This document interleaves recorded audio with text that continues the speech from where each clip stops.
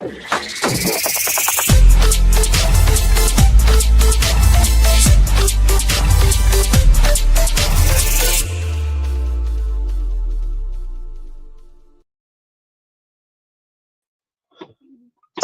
evening, everyone, and welcome to Ireland Live for Thursday, the 1st of May, May Day, 2025. Uh, we have a good show now tonight. We've loads of stuff coming up here now. That lady has been arrested, young Harry, the girl, Nicola Fox, I think it is it? Yeah, we also have a video there for the Muslim Brotherhood. The Muslim Brotherhood, who are a terrorist organization, as we all know. And I have Enoch Burke talking as well about the principal of Wilson Hospital School that has given the principal a new job in the higher education department, and he will be given advice to Helen McEntee. We also have a street performer today who attacked somebody in town, and we have a few sudden unexpected deaths. I want to talk about the GAA deaths as well. There's been a lot of GAA deaths as well, but listen, we'll move on with that then for a while, and we will talk about the comments. Hi guys, hi everyone, evening all. Good evening, Paul from Manchester. How are you doing, Michael, John, Sean Murray? Evening, Paul. Beautiful day today. Yes, it was beautiful, I have to say.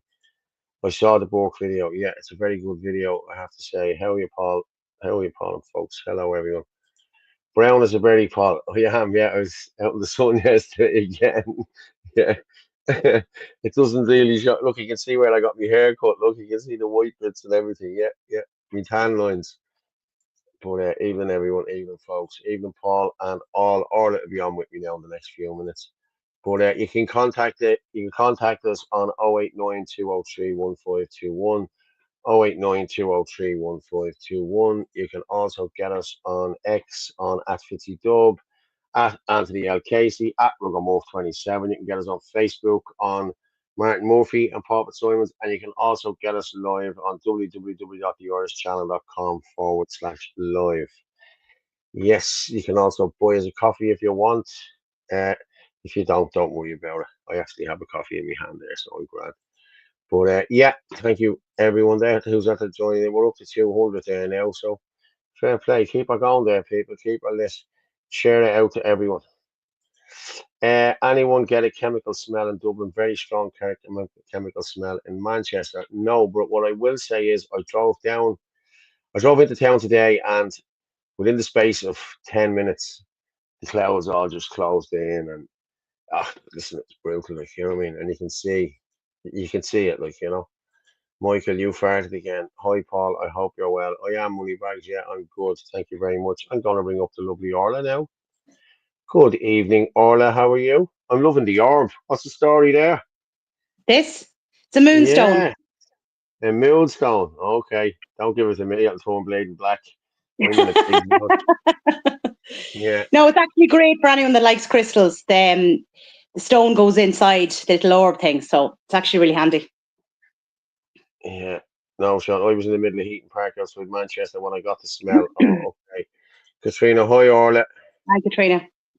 Yeah. Paul, come here. Listen, my sincere apologies, but I'm going to have to go in the next few minutes. Yeah, that's no problem. Yeah, that's cool. I'm meeting Charles Manson because I hear I'm part of a cult now. So I'm going off to meet Charles. I am a little bit disappointed now because I was hoping to meet Michael Myers because I hear he's a great listener. But unfortunately, I just have to go with Charles, you know. So what can I do? Needs Charles must, as they say. Dead. Did he not die? Did Charles Manson not only die a few weeks ago or something like that? Listen, anything's possible these days. I know. Shite that's going on, isn't it? It really is. I'm getting calls all day off different people, and you know, I'm gonna be honest, it's disheartening. I mean, it really is. Look, you know what I mean? Because I know the true story here, and I've been telling people the true story here today. They're trying, like, the shit getting thrown out there. Anthony with pictures of different people, and like, I'm gonna be honest, Orla.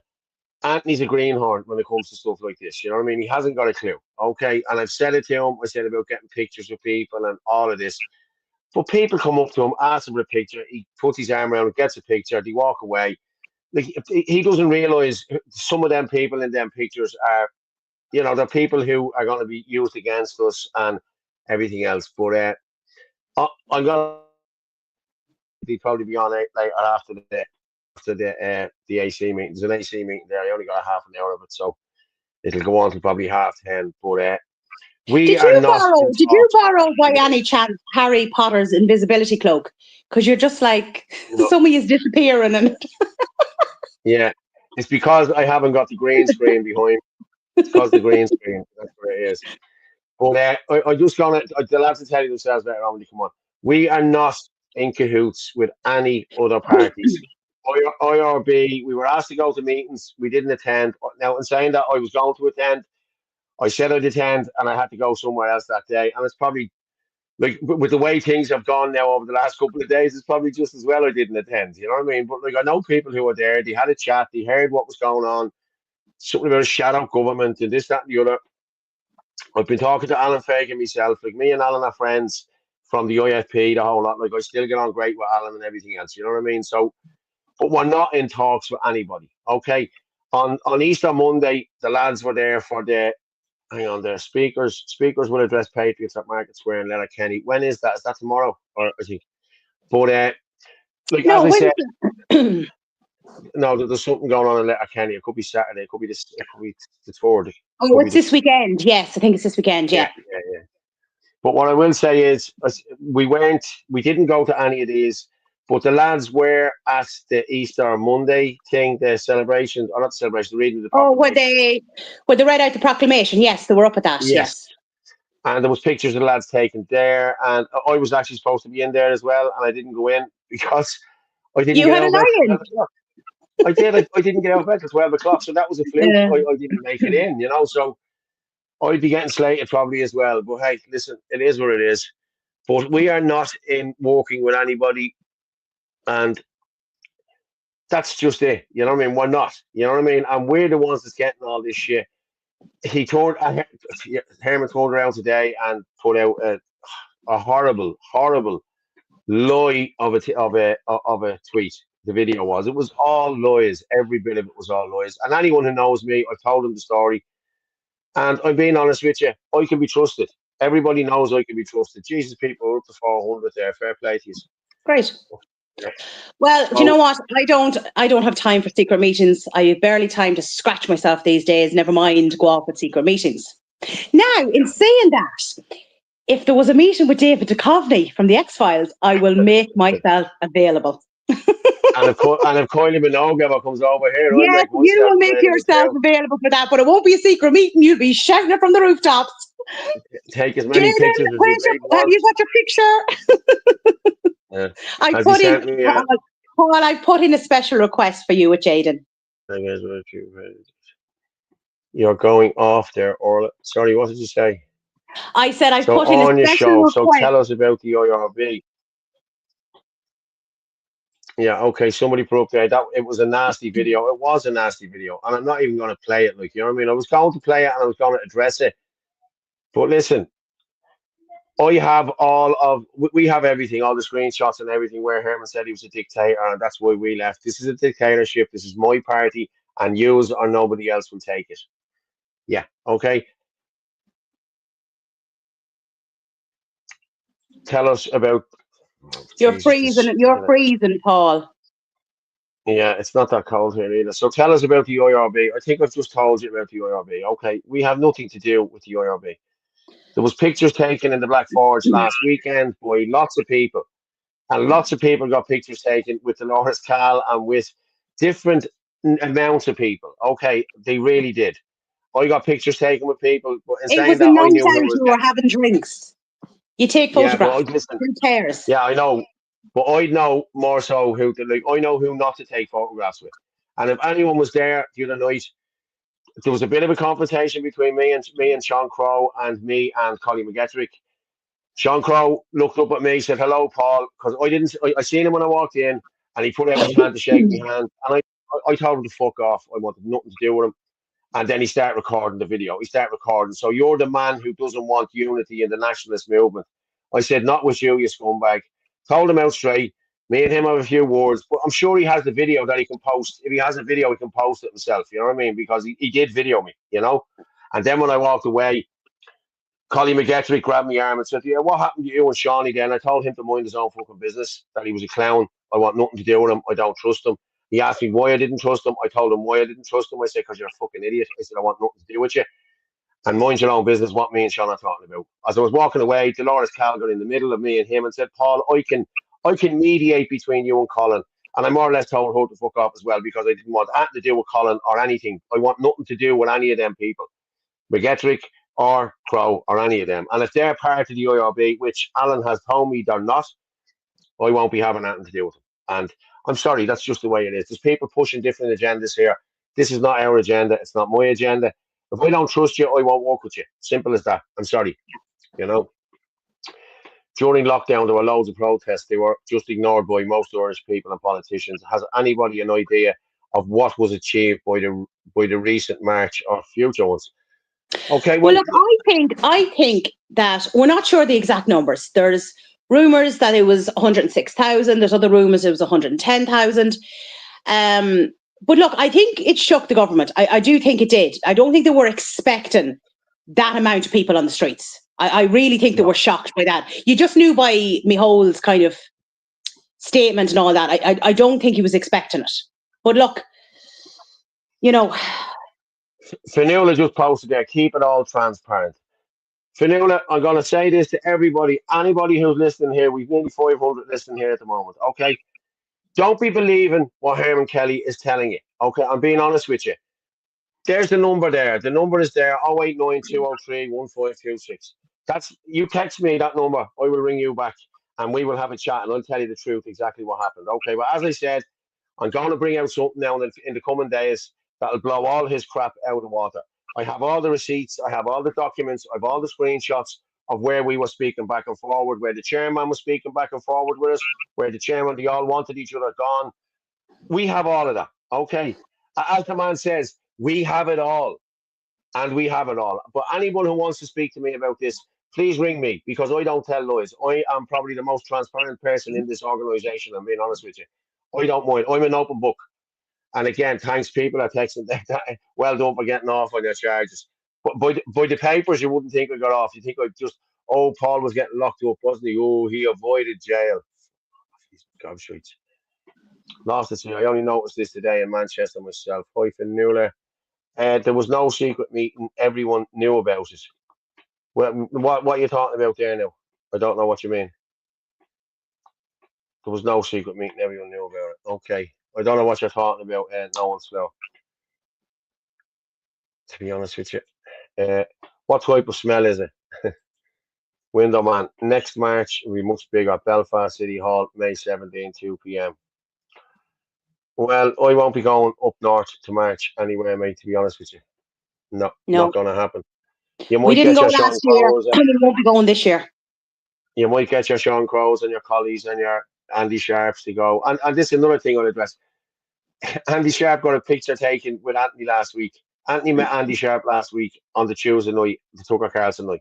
He was in there again last Friday, and your man was there. Andy was there, got another picture taken with him, and it was put up online. And people were saying Anthony was involved in the Coolock stuff and going up the north. Trust me, I'm telling you now, that's all bullshit. Anthony did not know who them people were, and he actually still doesn't. You know what I mean? He still doesn't know who them people were. None of us went up from IFP, went up the north last year. Because I remember I was doing the social media for IFP at the time, and we were getting loads of abuse. And I remember having to ring Herman over it and say to Herman, you need to put out a statement to say that we were not up in Belfast. And he did do it, because we were getting loads of abuse. We were being called loyalists, we were being called everything. And none of us were there. You know, we were all being accused in the wrong. I also called it out the next night on the show. I called it out for what it was. And Gavin Pepper did exactly the same thing. Mm-hmm. Like, we want nothing got to do with this. This is why we fell out with different people in Coolock and this, that, and the other. The people in Coolock didn't want that banner going up there either. You know what I mean? I don't know why they brought the banner up there. It was a stupid thing to do. And I think they know now it was a stupid thing to do. You know what I mean? If you want to go up there and march, walk away. But don't claim to be representing Coolock or Ballymun or Drimna or Ballyferma. If you're going up, go up in your own steam. Don't be representing anyone. You know what I mean? Because the people in them areas probably don't want, you know. Paul, you're an open book, Paul, for sure. Thank you, Angela. Fair play to you. Yeah, I am. I agree, Jasmine. And he has loads of books behind him. Yeah. He's just trying to make himself look intelligent with all these books. Isn't that right, Paul? Yeah, what's this? Opinion on your lookalike Paul Thorpe and Danny Salmon calling it quits. My lookalike Paul Thorpe and Danny. Oh, you've sent this on to me before, yeah. Someone there. I think Herman's got a dose of the same mind virus that Gemma Doherty has. I got lads, it's all lies. I'm telling you now, it's all lies. A chemical smell and heating practice outside Manchester. Paul, if the mayor of Derry thinks that the people at the protest were terrorists, I wonder that her opinions is on the provost. In her opinion, were they terrorists seeing she was elected by them? Exactly. No, of course they're not. Of course they're not. Sarah Malone, I think Herman has shown his colours a number of times. People should listen. Sarah, I think you're right, but people are not listening. This is the thing, you know what I mean? We tried to reach out to different people, to talk to different people, and it didn't happen, you know. So people don't want to talk, you know what I mean? But listen, I'm willing to talk to anybody. I have been from the word go. There was a big gathering in the atheist tribes at the Christian Science Museum called Noah's Ark on the July 6th in Kentucky. I wish I could go there. Now, hold on a second. Which Noah's Ark is this? Is this the original one, Paul, that you were on? Because I'd Yeah, say Jaden at some stage will have proof that you were on Noah's Ark. Someone's going on there. Well, what's that? Hang on there. What's that? Why are you so mad about Conor McGregor? Uh, I'm not really mad about anyone, to be honest with you. Like Conor McGregor said he'd host whatever for us. We went and did that. Okay. He's going to host something else for us as well. We're going to do a launch, not a launch party, but a get together and do whatever. I think I don't know when that actually is at the moment. It'll be released now shortly, I'd say, in the next But you know what? The maybe Forge is hours or some days. spot, isn't it, Paul? Like the Forge is some Oh, spot. man. Like it's huge. I wasn't expecting it to be so big. Do you know Yeah. when you walk into it, like it's you walk in straight away, you've got the whole area, then you go into another area, then there's upstairs, and then there's the other area to the side. Like it's absolutely massive, so it is. Do you know? Jaden Herman checks this show, bites his nails, hoping someone didn't make another poster of him. Native Irish. Native Irish, you shouldn't even know what a provo is. Yes. Why did Derek leave Ireland first? I'm going to be honest with you, mate. I have no idea why Derek left Ireland first. And Derek has not told anyone why he left. He said it was for family reasons. He wanted to Family. Well, that's what get he's put away. out in videos. Those Yeah, family well, reasons. listen, yeah. But there's rumours Herman's going around saying Martin and Anthony took over Ireland first. That didn't happen. Okay, Ireland first reach out, and then he makes up this makey up shite that he made up today. That wasn't even an email that was sent to somebody. Somebody typed that up. That wasn't sent anywhere. You know what I mean? That was like a template. And oh, this is what happened, and you know how it goes on.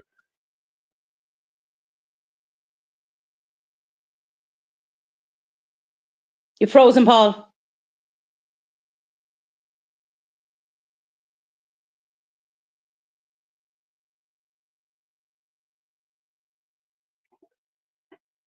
Yeah. I'm not even going to put up Melissa's fucking thing. Melissa, don't be putting crap in the thing there, Melissa. Okay, please, if you don't mind. Paul, you're a decent person. Thanks very much. Yeah, thank you. I just had Now, smoke caught. Michael, Yeah, please stop buzzing. giving him a big head, will you? Yeah, there you go. That's mean, Melissa. Why say such a nasty thing? Exactly. Like, there's no need for it at all. No need whatsoever. Was watching YouTube vids about Longford. Apparently, the most foreign town in the country it is. Yes, it used to be full of travellers. Now it's full of migrants. Evening. Yeah, evening. Hi, Emmanuel, Daniel. I love pork and chips. Yeah. 28th of June. Yes, the 28th of June. That's when it is, Katrina. Yeah, that's it in the Black Forge. How are your lovely cats, Orla?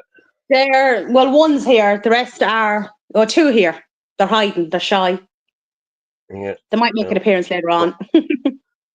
Paul hitched the lift from Noah. The rest is history. He did, yes, Yeah. yes, that's true. Yeah, McGregor brought her plight onto the world's TV screens. Well, he did. He Yeah, did. he did. Mm. Forced image sense. Ooh! The racist supporter. I Let me haven't seen see what any we sneak have. peeks this time round. Sometimes he does, sometimes he doesn't. Yes, yes, I love this. Love this one. Fair play, Jaden. There you go. You couldn't take my knife and you couldn't take my freedom. Get in there. Boom. Boom. Fair play. Yeah. Thank you, Jaden, for that. Oh, you look like Yeah. you're like, I don't know, 13 or something. That's yeah. Yeah. I used to wear one of them caps when I was younger.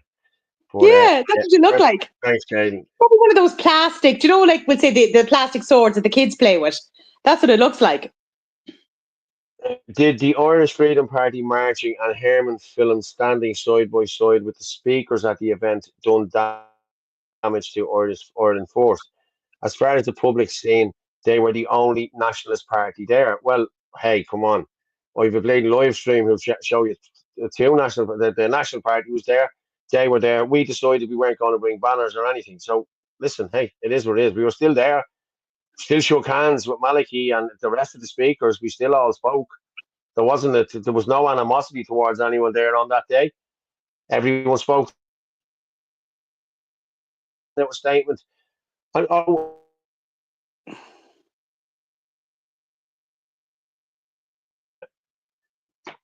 You're frozen the again, Paul. email that you have there, sorry, the email that you have there was that an email from the same person who leaked the document last Friday or last whatever night it was?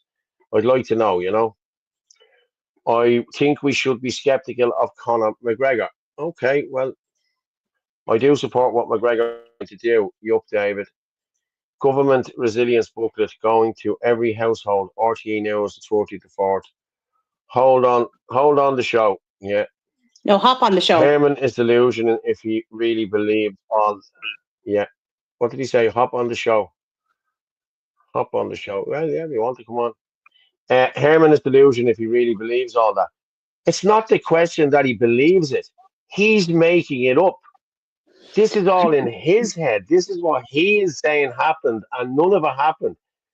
I don't want to be putting people's pictures up here, but there's a guy he references in it called Eamon Eamon Murphy, Shannon Adina Media. Okay, Shannon Adina, okay, is as in Herman's own words, a vigilante group. It's not a vigilante group. These groups have been around for years. You had Neighborhood Watch all through the years. You have different men coming out and helping the community. That's what this is. You know what I mean? Eamon or Moriku tried to take that over, and the lads kicked him out of the group. He made Shannon Adina, and he started asking the lads for PPS numbers and everything else, and the lads thought, no, we're not having this. So he's Herman's friend. Okay, that's who he is. He infiltrated Shannon Adina, and he was thrown out with Shannon Adina. Anthony did not, or Martin, or anyone. There's a lot more people in there than Anthony and Martin, I'll tell you. You know what I mean? So it wasn't just him. Okay, he was thrown out of there because he was a plant, and now we know he's a plant because he's with Herman now all the time, and Herman is calling out his stuff all the time. Doesn't mean he isn't on our side, but at least be cautious about McGregor. Okay, fair enough. McGregor spearheads and gives shout out. Yeah, Jaden, Chris, would like to see you go off on a call about free markets, welfare, and minimum wage. Oh, yeah, yeah. David, that is. Oh, David, sorry, yeah, David Brown. Okay. What's this? Eileen Franklin. Since you are an Ireland Force member. Okay, 180 watching this stream already. Jeez, there's not. We're up to 600 now already. Uh, Paul, the people that matter see you're a decent man. Thanks very much, Native Irish. Fair play to you. Paul, the people that matter. Sorry, yeah, Angela. Thanks, Angela.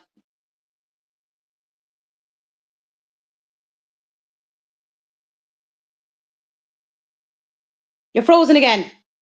Yeah, yeah, I'm gone out again. Paul, people, yeah. It's like been on with what was that movie? You're Batman. gone Was now, it that Orla. had Mr. What movie had Mr. Freeze in it? It's the Batman. That's what it's like been on with.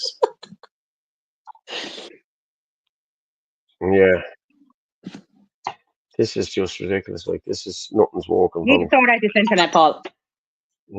Nothing's working.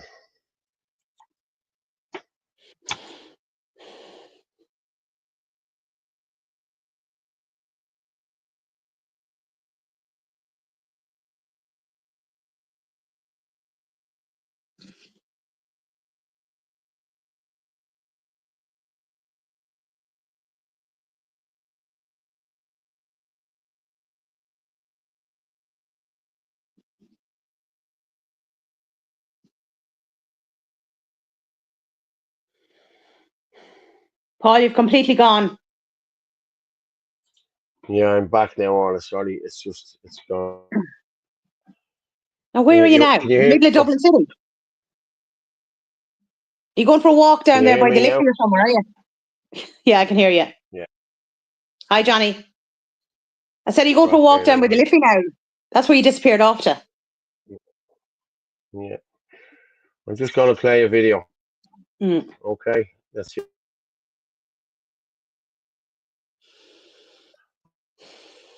Video. Okay. That's what I'm going to play. Enoch Burke, and we'll come back and talk. Enoch Burke here. I'm Okay. standing at my place of work, Wilson's Hospital School in Mullingar, County Westmeath, where I'm employed as a German and history teacher. Now, I've spent over 500 days in prison. My bank account of €40,000 has been emptied, and my teaching salary continues to be diverted by the Irish government. All around. No. Enoch Burke here. I'm standing at my place of work, Wilson's Hospital School in Mullingar, County Westmeath, where I'm employed as a German and history teacher. Now, I've spent over 500 days in prison. My bank account of €40,000 has been emptied, and my teaching salary continues to be diverted by the Irish government. All arising out of the fact that I refuse to endorse transgenderism in the school and to use the they-them pronoun for a young child. Now, this week I was shown an email that was sent to parents on Tuesday morning notifying them that the principal, Mr. Frank Milling, was moving on from the school, and that the email also said that he had got a job with the NCCA, that's the National Council for Curriculum and Assessment. Now, I want to just remind people, first of all, who Mr. Milling is. As you know, back in May 2022, I was commanded by the then principal, Niamh McShane, to use the they pronoun for a third year student in the school. That's 3 years ago now that happened. And very shortly after that, Principal Niamh McShane left the school, rather suddenly, I must say, to become principal in Bandon in County Cork. Now, I first met Mr. Milling in January 2023, so the following January, and regrettably, when I met him, he treated me very badly. For turning up to work, I was shouted at, I was mocked, I was humiliated. I would say that I was always very diplomatic in my interactions with this man. I had very little to say to him. But I was bullied by this man, Mr. Milling, in front of students. And all of this, of course, simply arising out of the fact that I refuse to endorse transgenderism, to call a young child, young boy, they, because it's against my Christian belief and against the Christian ethos of this school. But it was terrible, I must say, for students to have to witness this display of aggression on the school corridor. That's what it was. Mr. Milling would stand in front of me just a few feet away with a threatening posture many times. He followed me out of the school often, accompanied me at the end of the school day out into the school car park, on one occasion standing in front of my car and hindering me from leaving the school car park.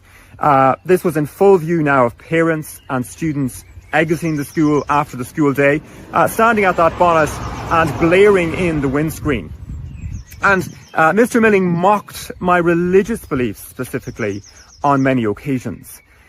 And this was all, of course, while he was actively and persistently promoting LGBT in the school. And I suppose that's why he was there, that's why he was brought in. But promoting LGBT, I would say Mr. Milling was the face of transgenderism here at Wilson's Hospital School. On one occasion, while I lay unjustly in a prison cell, Mr. Milling and the deputy principal, Mr. John Galligan, stood just here outside the school door, brandishing the transgender pride flag, brandishing it, and uploading photos afterwards onto the school social media. So that was inclusion. That was what inclusion looked like for this man, Mr. Frank Milling, belittling people who had a religious belief. And I would say that I'm only saying the half of what passed, or less than the half of what passed out of this man's lips. I'm being very reserved here. But I do think that it's very concerning where this man has gone now. He's gone to the NCCA. He's been on leave, I'm told, for about a year. He hasn't been seen here at the school very much, if at all. And he's gone now and he's got a job with the NCCA. I'm told there was trouble with a lot of other things. Whether that's true or not, I'm not sure. It's been said there was a lot of trouble with other issues. But he's gone now and he's got a job with the NCCA. He's got a job with a state body, a government job, advising the Minister for Education, Helen McEntee, telling her what young people should be taught in schools, what they should be learning in schools. And I believe simply that that is an outrage. I believe that is an outrage. That this man, Mr. Milling, who bullied me in front of students over many months, could now get a plush government job. Could be looked after by the government. It's not surprising, perhaps. This time last year, the leader of Fine Gael, Simon Harris, sent a video to the school specifically commending Mr. Milling by name in that video. So it's not surprising, perhaps, that he's got a government job. He appears to be well in with political figures.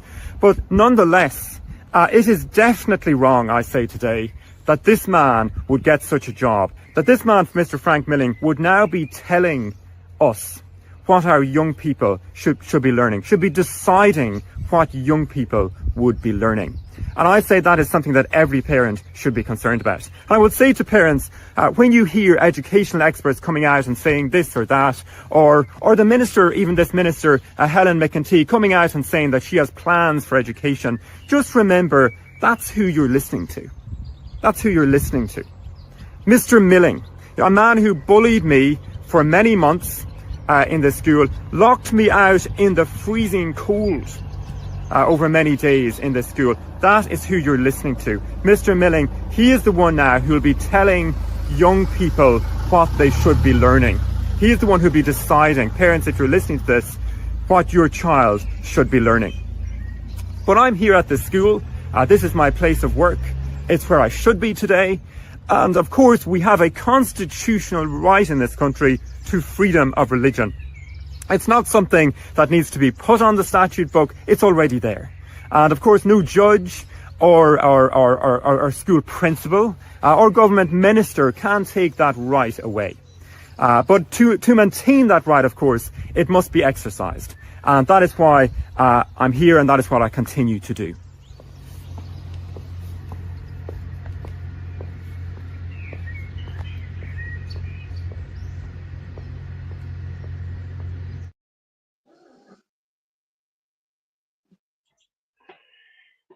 That isn't it just horrendous what they put that man through? Like it really is. Parents must homeschool their children and resist all efforts to send the children to these bullying schools. Yes, I do think so. But look at the done money with that was Mark taken out of Lawrence his account and everything like that. Like, do you know what I mean? And he's never changed his mind on anything. He's never backed down or anything like that. Like he's still going. He has integrity. That's what someone says. He's a great man. He is a great man. I have to say. I've only spoken to him once. I met him outside the court one day and I shook his hand. And he's a very humble man. You know, he's quiet. Like, you know, he's a nice guy. You know, he really is. He's only a young guy too. You know, I'm homeschooling the last few years. Fair play, Katrina. He will end up back in the slammer. Yeah, listen, I don't think he really cares. Enoch is a hero. Paul Myers. Paul, I watch the stock markets and geopolitics closely. If Trump continues with his tariffs, then there'll be a massive economic crash coming. Listen, it's coming in anyway, lads. You know what I mean? It was coming before Trump, I think. Good evening, my fellow warriors. Keep being used and keep up the fight. Yeah. There's a whole cohort of parents that admire Enoch Burke. Yes, there is. Yes. He has guts. But then there's a cohort of ones down around where he lives and tell you he's a head case. You know, he's nuts and he's this and he's that. There's nothing mad about that family. Anything they talk about, anything that they have been in court over, either be masks, whether it be vaccines, whether it be nursing home deaths, these are all things that need to be spoken about. You know, they really are. You know, a child's prefrontal cortex is not fully developed until age 26. Hi, Lanky. No one's fair. Oh, you know Quinlan, great. I admire him too. I've been a member of the National Party for 3 years. Yeah, fair play to you all. Listen, we all have our own parties. We all do our own things. You know what I mean? Like Patrick has been calling them out now. I have to say for the find out what the actual numbers of foreigners are getting houses. You know, and he still won't give them the details. So he's doing great work on that. I have to say that. I didn't know Justin Barrett dislikes the Jews so much. I'm getting stick because we played that on the show the other night. I only played that on the show because I thought it was funny. I thought it was really funny how he kept telling your man, I don't like Jews, I don't like Jews. Like, I couldn't give a shit who you're talking to, you know what I mean? But, like, your man Ezra is getting the word out, you know what I mean? He really is. Teachers and parents should collaborate to set their own schools, yet start running a breakaway parallel society. There's always solutions to problems. No one's. I see him in the events, though. Even Enoch is a true man of God, as are his family. Yes, I agree with you. Stock up, people. Try have enough to keep going for a few months if you can. Crash coming and blackouts. We already have them. Paul, ate of the die. I thought it was uncalled for. Yeah. I have that video actually from over in Spain where all the power went out. Yeah, hang on there.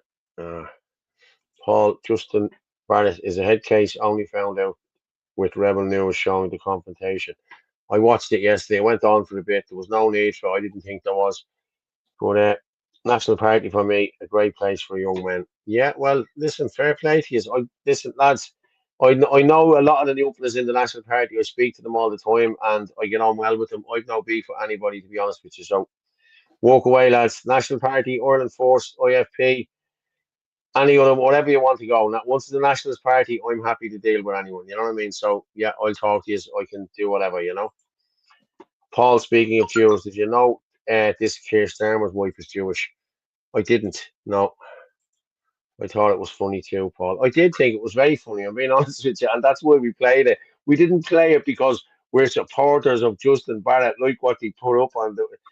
It's just ridiculous, like, you know what I mean? I just thought it was really funny. That's why I put it up. Justin Barrett should have said Zionist Israel lobby. Yeah. Enoch is a man. Unfortunately, there are no men in the doll. I fully agree with you. I fully agree with you. Ezra doesn't do anything for Ireland. What are you talking about? He comes over here and he videos and it gets out around the world. Exactly. Well, what do you mean? He doesn't do anything. He's been over here how many times in the last 2 years? He's been over three or four times and he's been highlighting it and putting it on a show. That's getting to millions of people. So, yeah, he is doing something. No one's fair. Hopefully, I'll meet him someday. I've been trying to find out if there's NP members on Tyneside so we can meet them, promote the National Party somehow. I've been donating. Fair play to you, mate. Keep donating for them. Subsidised jobs, part dole, part work, government paid big companies on this scam. Tax haven Ireland. Mary O'Rourke was there when Aircom tanked low on the markets. Yeah. No, Justin is the only person for the job. Get Steve Bannon over here to whip all you infighting parties into shape. So stupid to be infighting typical paddies. We're not infighting with anyone. We are not fighting with anyone. Let's get this out there. We are not fighting with anyone. Okay. This is all down to Herman Kelly with his lies. Okay. He's poisoning people against us. And I'm sorry. Like, I'm going to do a little half an hour documentary. I really am. And I'm going to invite Herman Kelly on here to tell us exactly his side of the story and why. And if he doesn't come on, well, then you'll know he's telling lies, okay? I'll have him on here with Anthony. I'll have him on here with Martin. And I can even put the rest of the lads in. What I'll do is I'll get the 9 people who were trying to oust Herman. When I say trying to oust Herman, well, the 9 people who are challenging his leadership. And we'll see what happens then. And we'll let Herman come in then and talk to them people and see what happens. 4 of them are still in the party. So, you know, I doubt if that'll go well. He's not a head case. Who's not a head case? Justin, he's not a head case. Oh, somebody posted that. Yeah, listen, everyone has their opinions, lads. You know what I mean? It's like Trump. He's like Marmite. Either you like him or you love him or you hate him. IPAS are presenting as homeless now to be pushed up to social housing advising. Yeah, of course they are. Yeah. Yeah. It's disgraceful. It's crazy how a Jew man can manipulate your ideas. Oh, Jesus, here we go again. Fucking hell. I saw Rebel News. Yeah, at least they got rid of Justin. Yeah, okay. Rebel News isn't for Ireland. Okay, fair enough. Grand. RTA is for Ireland, is it? Or who? Virgin Media? There's nobody else reporting this shit, mate. Nobody else is reporting this crap. So somebody has to report it, and fair play to them for coming over and reporting it. Fair play, Ezra. Thanks very much for coming over. Hi, Frank. I'm a bit late. Missed that one too. Likes to listen. He's insane. Paul, when did Hamas take over the Irish Republican movement? It's shocking to see. Yeah, it really is. That's Royal Ezra do delivered the shot out Justin Barrett. It was attempted to snare job. Barrett handled the scumbag very well. I don't think he did now, to be honest with you. Winderman, I had a prostate checkup today. If the doctor knew it was going to use, or if the doctor was going to use a glove, I wouldn't have washed my arse. Everything Justin said is true. He will be proven right. Okay, fair enough, lads. All right, Barrett is correct and quite a bit. Yeah, probably. Zionism was part of Judaism. Keir Starmer's wife is a convert to Judaism. A lot of Jews wouldn't recognize her as Jewish. Okay. Why left-wing Irish against Israel? I don't know. Ezra is a good guy. I agree with you. Yeah, to push a narrative. Yes, Frankie Payne, you fool. Ah, lads, come on. Keep it nice now, you know what I mean? Ah, Jesus, these are Right, do you want to go with that video? The one over in Spain, we could discuss that because we have a good bit to get through tonight. Which one was that now? Did you send me that today? Yeah, no, I went through everything. And I told you what they were. I've loads of stuff here, but I know video. Oh, the blackout. Yeah, okay. Yeah. No, that's not it. Should be. Not. Need to talk about blackout and going digital currency. Yeah, that's it. That's it. Is it a news talk thing or something? No, it wouldn't be news talk. It's only a video on X, but it'd only be a few seconds long. You see the train. Yeah, I'm looking at the train, and I'm looking at that. We need to talk about the blackout and going digital. But when you I might click on have it, but it's the one. The video is the one with the train. Okay. I'm not.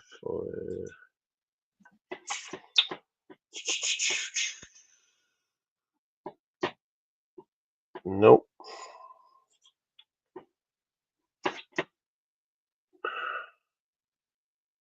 Marjorie Taylor Greene. That's that one. Then I've that one. This one, okay. Rainmaker. Ah, yeah. Mass blackouts. Okay, let me just. Yeah, it was. Yeah, just bear with me. Yeah. This is just the blackouts. This is Spain. Wow, that's crazy. But this is people having to get off a train in the middle of the. Let me play this. Look at this.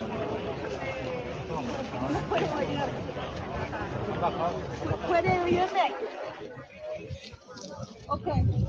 So. But see, when it went over to Portugal as well. But like, you know, this is important to discuss because they want everything digital. They want cash gone. But you can't buy anything if you have no cash because everything's down. So how do you buy food if you have no cash on you? So this really highlights the importance of making sure that people use cash and that we, you know what I mean, we take cash out, we use as much as possible because going digital is just, it's not going to be good. And then if you have a blackout, what are people supposed to do? Yeah, exactly. But even these digital currencies, they're supposed to be coming in October, aren't they? That's it, the digital currency. That's what I mean. We have to really fight to make sure that we keep cash. And the way to do that is more and more people take out cash and use it instead of tapping your card. Like, it's very easy just to be tap, tap, tap. But take out cash. Just make that effort. You know? Yes, I totally agree. I do. Bernadette, hang on there. Hi all, just another dick in the doll. Ah, yeah, that's the new song. Fair play to you. New song, Pink Floyd, Brick in the Wall, just another dick in the wall. I actually have Kira on the other phone here live, so I'll talk to her now in a minute. Herman the Vermin.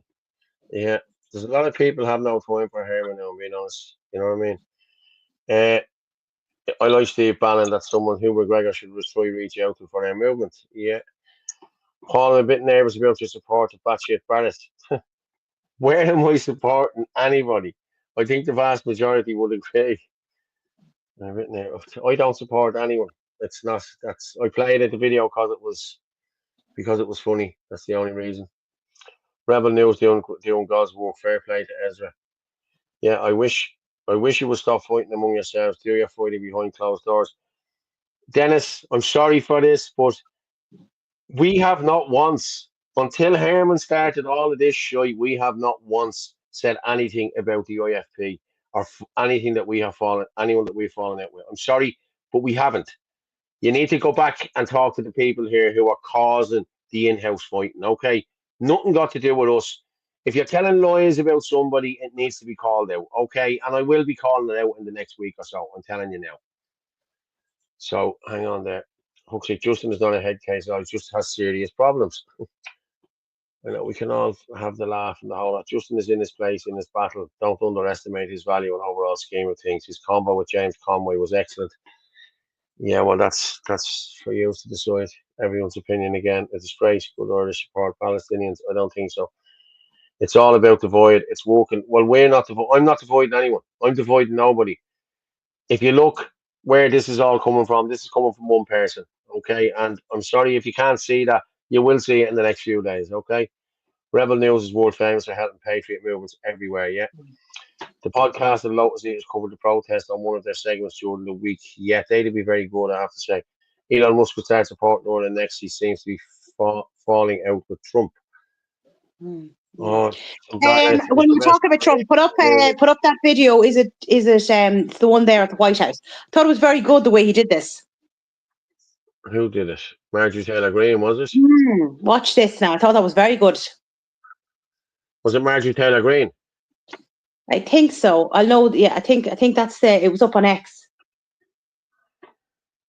Is this where they're all arrested? Is that the one, Marjorie Taylor Greene?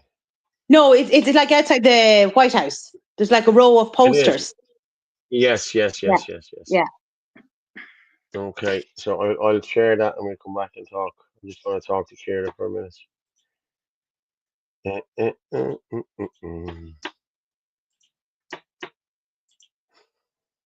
Lewd acts in front of a child, sexual assault, lewd and lascivious acts against a child, fentanyl, illegal gun, child pornography, sexual.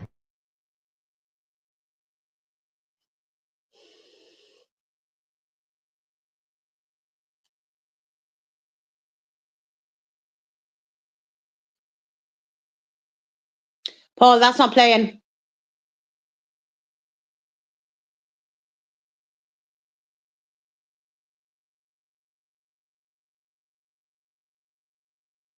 Paul, that's not playing.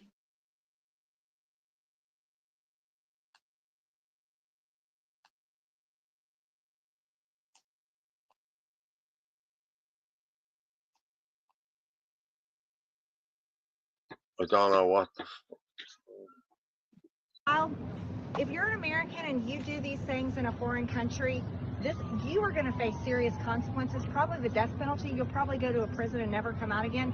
This is exactly what Joe Biden and the Democrats were allowing into our country, harboring and protecting these people. God bless President Trump and his administration for rounding them up, arresting them, and they're going to face consequences. And America absolutely.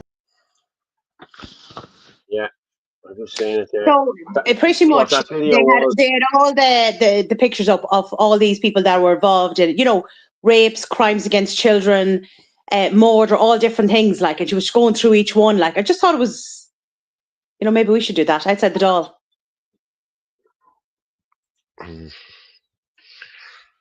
You're breaking up there. Everyone's breaking up there. It's weird. The internet's just gone slow. People are at the hitting 900 there, so fair play to everyone for No, I can hear you okay now. Can you hear me? Yeah, I can hear you okay. Yeah, you're breaking up for me, so yeah. People are at the hitting 900 there. Fair play to everyone. Yeah. Right. Jesus Christ. I'm gonna have to get this internet sorted now. Yeah, yeah. Yeah, it's just so slow. It's just ridiculous. It really is. But it's.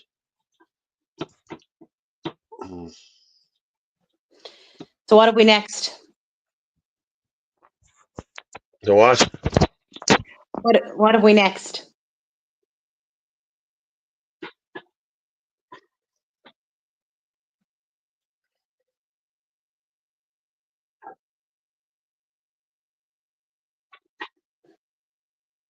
This is making noise now on me. Oh yeah. Can you hear me now? No, I can hear you talking, yeah. Can you hear me?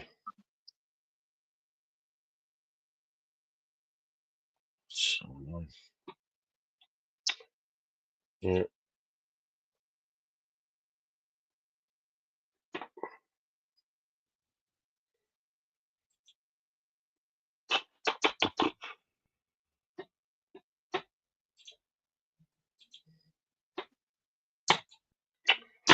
Come on, for fuck's sake.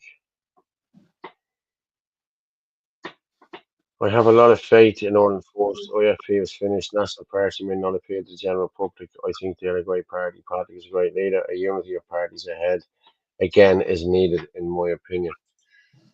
Yeah. Daniel H. Native Irish. The hunger strike of the Lawrence will be turning in their graves.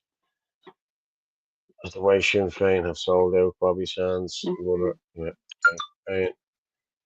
If you support Ezra, Tommy Robinson, or any other controlled opposition, you don't represent your country. You're a sellout. They're controlled by the tribe, and yes, it does matter. Okay, so is Tommy Robinson just in prison just for the crack? Like, is it? Did you watch that video silenced? Because if you watch that video silenced, that's what he's locked up for calling out the councils and all of the Labour government. That's what he is locked up for. Okay, so I'm sorry, you know what I mean? Michael, John, Paul McKenna. I'm just going to bring Martin up there for a minute.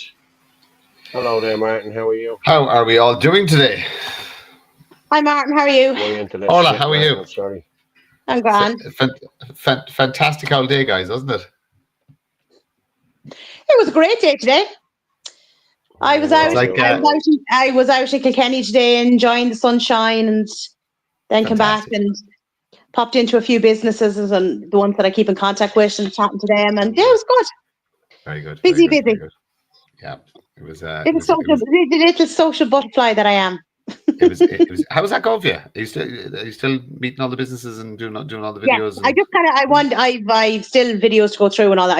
I kind of space things out. So I try and do maybe 1 or 2 a week. You know, because you're trying to kind of just keep things changed up because you're doing so much on social media, and I'm running 5 accounts, so it's all go. I'm trying. Only 5. What about the other 8 anonymous ones? I don't do anonymous accounts. I've better things to do at my time. I can honestly. Yeah. Sorry, go on. You remember me on the train that day when I was doing the animal rescue? Yeah, Orla is a social media wizard, is the only way I can describe you. I know. I remember you there going, oh my God, what are you doing? And I was talking to you and going like this at the same time. Do you know, but I'm just so used to it. Yeah.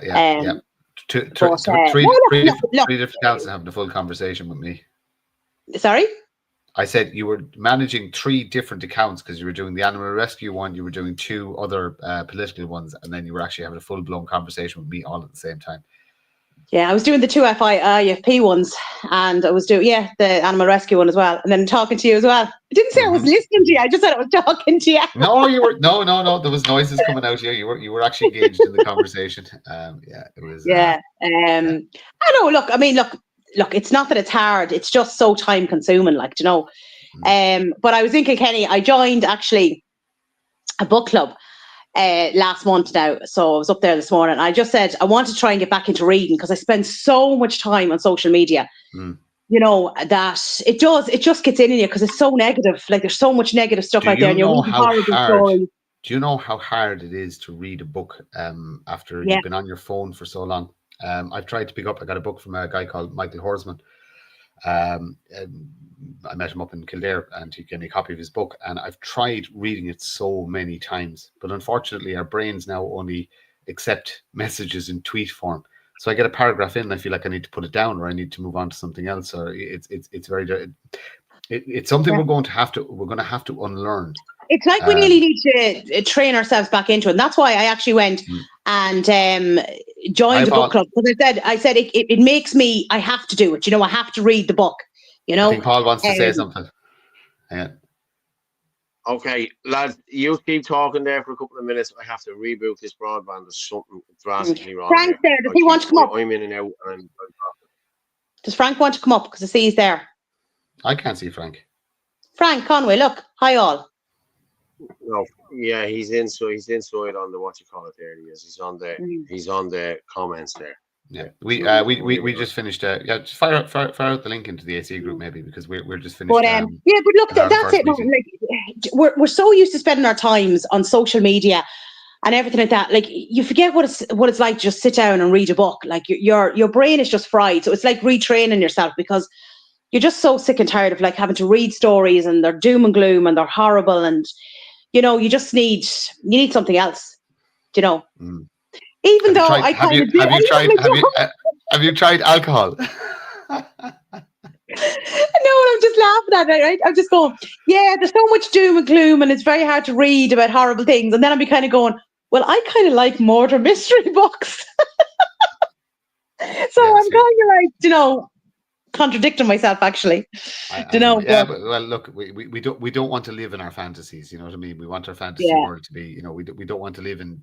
Watching dystopian movies is great fun. Nobody ever wanted to live in one, but unfortunately, that's where we. Yeah, we're starting to live in one now. Yeah. Well, but it's lovely just to be able to put down the phone for a while and just go out and just do, as I said, just normal things, and go out and talk to people, and do you know what I mean? And do you know what was lovely? I have to say now, Saturday night was lovely after the protest, because I was actually, it's been such a long time since I was surrounded by genuine friends. Because we don't get to see each other in person that often. We don't get to go out and have drinks and stuff like that. Now, Martin, hold on a second. When you're talking about genuine friends, you spend most of your time looking in the mirror. So you're talking about yourself there now? Yes, absolutely, 100%. I had to fix my hair. And also, why is there so many mirrors in McGregor's pub? We're going to start covering the pub, but like there was no conversation with you, Martin. You're too busy looking at yourself. That's only, now come on, Orla, tell the truth. That's only half true. It's only half true. But no, look, was it lovely just to link up again and actually see each other? I know it was because I mean, it had been so long. Me and you had only seen each other the week before. Had we? Oh Jesus, yeah. Yeah, the Friday night. I hadn't seen Jer though, so I hadn't seen Jer since I'd say last year sometime. But no, it was good. Like I was just saying to Paul earlier on, the pub is class. Like it's like I wasn't expected to be as big as it was. Yeah. Do you know? And the staff were lovely. They were really, really nice. And there was just such a great atmosphere between Anthony singing and and just everybody was in such good spirits. And do you know what I mean? I was going around annoying people for photographs, but sure, look, people got that running between me. That's your job. I was a social butterfly all night, just flittering from conversation to conversation. I actually missed a few people. We got called out in spaces there. I actually missed a couple of people. And I genuinely didn't meet you. Do you know that I did not know Frank was in there the whole night? What? Yeah, Frank was down with us. Yeah, I never met him the whole night. Oh. I never actually met Frank the entire night, even though he was there. And you see, I'd moved out to the smoking area at that stage, and I was out with Gavon and a few other people and stuff like that, and I was kind of flittering around then. Right. But, okay. Couldn't believe, but actually I missed a lot of other people as well. But there was just so many people there. You were a minor celebrity on the day. You liked that. You liked it. You were a little bit shocked and surprised by it, but the amount of people that came up and said, well, I was definitely shocked and surprised. People knew who I was. I watch you on the show, Orla. I watch you on the show, Orla. I watch you on the show. It was fantastic. Now it was very, very good, and it was lovely, and it was so great. Like it was so great to meet people. Like I don't know if Flame Chef is on here tonight. Do you know, like she was like, "You all think I'm a man," and she's a woman. Like, do you know, it's just gas. You have this persona, and then Daniel's on tonight, and I met Daniel in the parade, and it was just lovely. So many people like came over, and you got to meet them. And I was saying, "Oh, what you go under?" Either on Facebook or we'll say on the show here, like, did you recognize the names? But it was lovely to put names to faces. Yeah, no, it was. I was going to fire Being back through the some of the names comments. of the thing. I'd actually forgot Paul was gone. There's nobody firing up the comments, so I'll just fire up a few of them there. Yeah. But no, look, it was a brilliant night, and everybody was in such good spirits after the protest, and sun was shining, and a few drinks in, and sure, it was great crack. There's Eddie. He wants to live in his fantasies. Mine are way too dark for that. Oh Lord. Martin just wants to live in like a room of mirrors, and he'd be quite happy then. No, cabin in the woods by lake. On my oh own. Yeah, that'd be good as well. I'd like that. There's in there. 1,000 born Irish and living in Australia. God knows how many elsewhere. They should be encouraged to come home. Policy written on it. We just need to get into a position to implement that policy. Yeah, there's a thing about the Irish diaspora automatically having voting rights when they come home. Yeah. As well, which will fix an awful lot of problems. There's Frank. Hey Frank, how are you? Hey, Frank, how are you? You all keeping well? Frank, did you not see Martin on Saturday night? He's saying he didn't even know you were there. No, I didn't see him at all. The amount of times I asked for that fella at the beginning, and he was just, I don't know. I couldn't find him anywhere. I went walking around the bar and couldn't find him, and said, "Look, I'd have given up." Not that I came especially to see Martin, but it would have been nice to see him. Yeah, there you go, Martin. Here's trouble. Is Sarah in just for nose, or is Sarah coming on to have a chat? Can I just say the amount of Franks that are in the comments? I feel right at home here. I sit and I go to mass every Sunday, and there's a triangle kind of formation of Franks at mass as well. Mm. And I've never seen it in my life. I thought the name was gone. Maybe it's going, but. And actually, my father is Frank. Okay. Mm-hmm. There you go. There we go. Good stuff. I'm not calling you Dad. Sarah, have you your pajamas on? The land of Franks. No. I am in for nose, though. I am in for nose, but I followed the link, so I suppose it's live. You're live. It is live. No person. I let Paul away with it this evening. Yeah, sorry, no Frank, fucking person. Martin. Katrina said Frank means freedom. I didn't know that. I knew it meant honest, but there we go. The freedom, right? Okay. There's a point of conversation now. Just to make so many very, fucking very wires here, guys. Sarah. Oh no, cursing. Sorry, but fuck's sake, like. What's the agenda today or tonight? No, just the comment there, just maybe embarrassed, but small nationalist parties like Ireland First, etc., should merge into the National Party, as it's the party on a roll has the best optics. It's an opinion. It's fine. I will say that Anthony Casey did say he is open to speaking with everybody publicly. So reach out, have a conversation. Yeah, got to put differences aside. If it means we're all singing, not necessarily from the same hymn. Sarah, you're getting this one. I hear Sarah makes a lovely sandwich.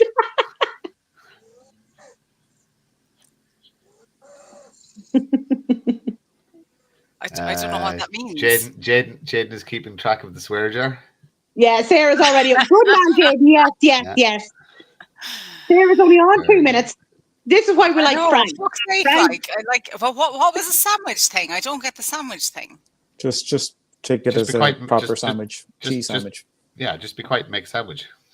Yeah. No, not like that. But just if you're innocent to it, just a sandwich. So, any news with you, Frank? How's things on the economic side of things? Yeah. Look, that's. We don't really report much here in Ireland, do we? Like the way they do in the United States. That's the thing. So eyeballs are on United States, 0.3% reduction in GDP. Some people on the media are freaking over about it. Okay, it's a little bit of a dip, fair enough. Talk about tariffs, all that type of thing, what's going to happen next. And, let's just see how the policies go on. Regarding Ireland, again, we just don't know. Data is slow to move. Whatever gets released 6 months after they've been recorded is out of date. I know it's a good indicator to see what's going on, what has been going on and what's projected to be going on further. But look, that's the thing with policy, or it's the problem with policy. We tend to implement policy based on old data. So I think the best kind of indication of what's going on in the economy is look around you, observe the traffic on the road, observe the new cars that are being purchased, the prices of goods going up in the shopping, the rents. That they're all indications, whether it's and people think, oh, this is great, a lot of people on the road, so there must be a lot of jobs, but that has their problems with it as well. And people can get a feel of it. If you have your own business, if there's a bit of a dip in orders, that's a live indication of what's happening in the economy. That's the pulse. The farmers, their produce that are selling. That's the pulse. You have the pulse right there, the heartbeat of the economy, rather than waiting for an economist to come out with statistics that have to be changed again 6 months later after they've been released, 6 months after they've been calculated. So there's a lot of criticism there as to how fresh the data is. But you look around, you observe, even I'm sure you've all seen it, like after the financial crash, the roads were quieter. And then you start noticing the traffic kind of building up a few years later. You knew there was a turnaround at that point, or you could sense it anyway. And you see there's some industry, like I went for a pint earlier on, the pub is quiet, unfortunately, and there's those elements to it that you can actually spot and see what industry is doing quite well. But I know it's not a proper rundown on how the economy or the things are going on the economic front, but yeah. No, that's good, Frank. Fantastic. It's fantastic. Yeah. It's fantastic because it puts it should be talking more about measurable this terms. Yeah, it's important. Do you know what I did yesterday, right? I sat down with a statistical program called Power BI. And it's a data visualization platform. And rather than presenting you with lists of numbers, I know you can put it into Excel and it comes out with that typical line chart or whatever, and it's readable, whatever. But you like to see visualizations, nice visualizations that's eye-catching, that tells you exactly what's happening in the data. I said, right, here's what I'm going to do now. I'm going to try and get some data, whatever it is, maybe in the economy, crime front, whatever, and work on that. But you get so many interruptions in it, whatever about your work day, then you do this, you have a small window in your time on your day, but there's a lot of interruptions in that small window unless you remove yourself from family life, which you can't really do it. And then you think, right, sure, look, I'll do it at nighttime. You're wiped out come 9-10 o'clock. So I have to try and work a way in which I can provide information. Because I'd like to do that, what Jared said, you maybe do an economic report on the Irish economy and going forward for the party, Yeah, great. Yourself, Martin, it's very, and Orla and Anthony as well. You only have so many minutes in the day, and but that's actually, but if you share the workload, that like I just see Jade put in there about libertarian, but like there is a financial wing and an economics wing or committee that people could literally schedule an hour in the week. Everybody finds that they have an hour, or everybody take one piece of work, get it done in that free hour, and then just submit it into the group. And you can schedule an hour then at the weekend maybe to compile the data. I know it's massively time consuming, but if we get enough people in and the workload is shared, there's no reason we can't start spewing out this data. The information, what I find the most difficult thing, so the only information I find it difficult to access is anything the government is producing. If the government is producing the data, it is nigh and impossible to download it clearly, to find what you're looking for. Bureaucracy is a nightmare. It's an absolute nightmare, and they seem to intentionally make the information as difficult as possible to actually get. If somebody could come up with an AI or a program that could pull data directly from the open government websites, I wonder would that be able to work? Would they have systems in place to block that happening, or is it something that could be done? Any IT experts out there want to chime in the chat there to see, is there a program we could get our hands on that could actually make it easier to pull government data on mass so we can pick through it. Because the most time, did you see the gripped article there when he was talking about the IPAS spend and the 4 point whatever billion that was spent? Like, do you know how many man hours went into downloading the invoices? Do you know what I mean? They make it so difficult to access the information. There's no civil servants actually compiling the data. They just throw it up there. It's like throwing shit at the wall, and you know, hopefully nobody looks at it. So it'd be one to look into. But yeah, it'd be great if Ireland First could actually start compiling data and firing it out there. You know, like you know, statistics can lie as well, because if you look at Ireland's population, you say compared to other countries, overgrowing, the population is growing. And we're saying Irish birth rates are falling, and there's a conflict, right? But the data they spewed is like they don't break it down to by indigenous race or population. nationality. Yeah. So, like someone said there in the comments, you know, here's another example. You observe the number of women with prams and buggies. You know, like unless like it's like when you buy a red car, you start seeing a lot of red cars. You know, when you have a baby and you're pushing a pram, you start seeing that. So you start seeing what you're kind of closely associated or linked with. But if you start looking around and observing things like that, that tells you live data exactly what's going on in the country regarding, say, the birth and where the population is kind of heading towards. And that's another example, you know. So you have a lot of that. Someone's mentioned tourism as well. Like, it's very hard to identify a spot like that example. You have to rely on the data as well, and that's why we're getting these drawdowns in numbers on the tourism industry. And I don't want to be looking at suitcases or anything like that either, you know. But still, you can see it in the tourist towns. You can actually see it in the tourist towns, though. If you travel to the likes of Killarney or any of the other tourist hotspots in the country, you can. And again, I worked in it, so I understand what, you know, a summer should be like in Killarney and other various tourist towns. So yeah, it's very, very measurable. You can actually do it by counting buses pulling up at you know, what's coming and what's leaving from a specific hotel that you know that Americans predominantly go for. It's kind of the cheaper holiday, you know what I mean? It's the not extremely wealthy retirees that used to come over here. Just doesn't exist anymore. You don't see them. You do not see those types of tours anymore. Do you remember that there's a saying, you know, you had your barstool politician or your barstool economist? I know that seemed to be more of a kind of a joke or a slur in a way, kind of, but there's a big but.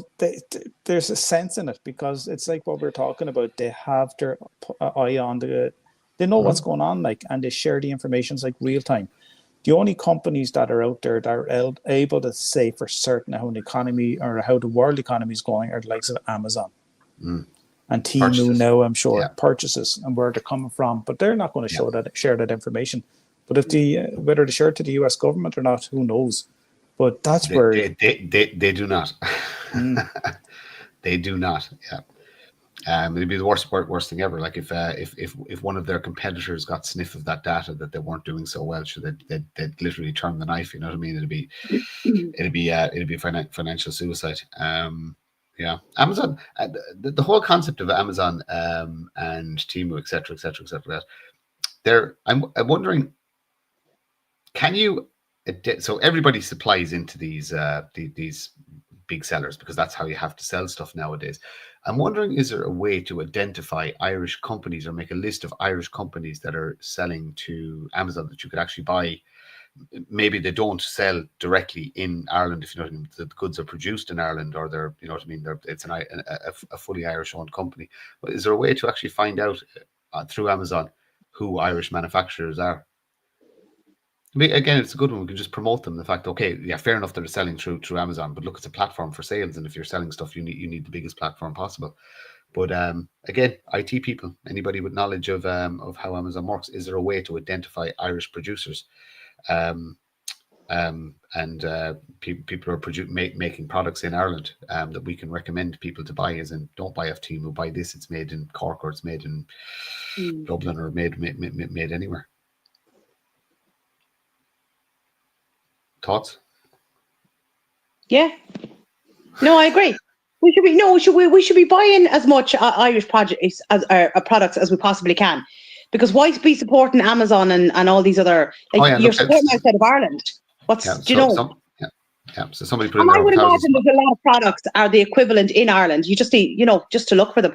You see, I'd say the other problem is the stuff is so cheap, especially with say, what's that crowd? I never buy from them. Shein.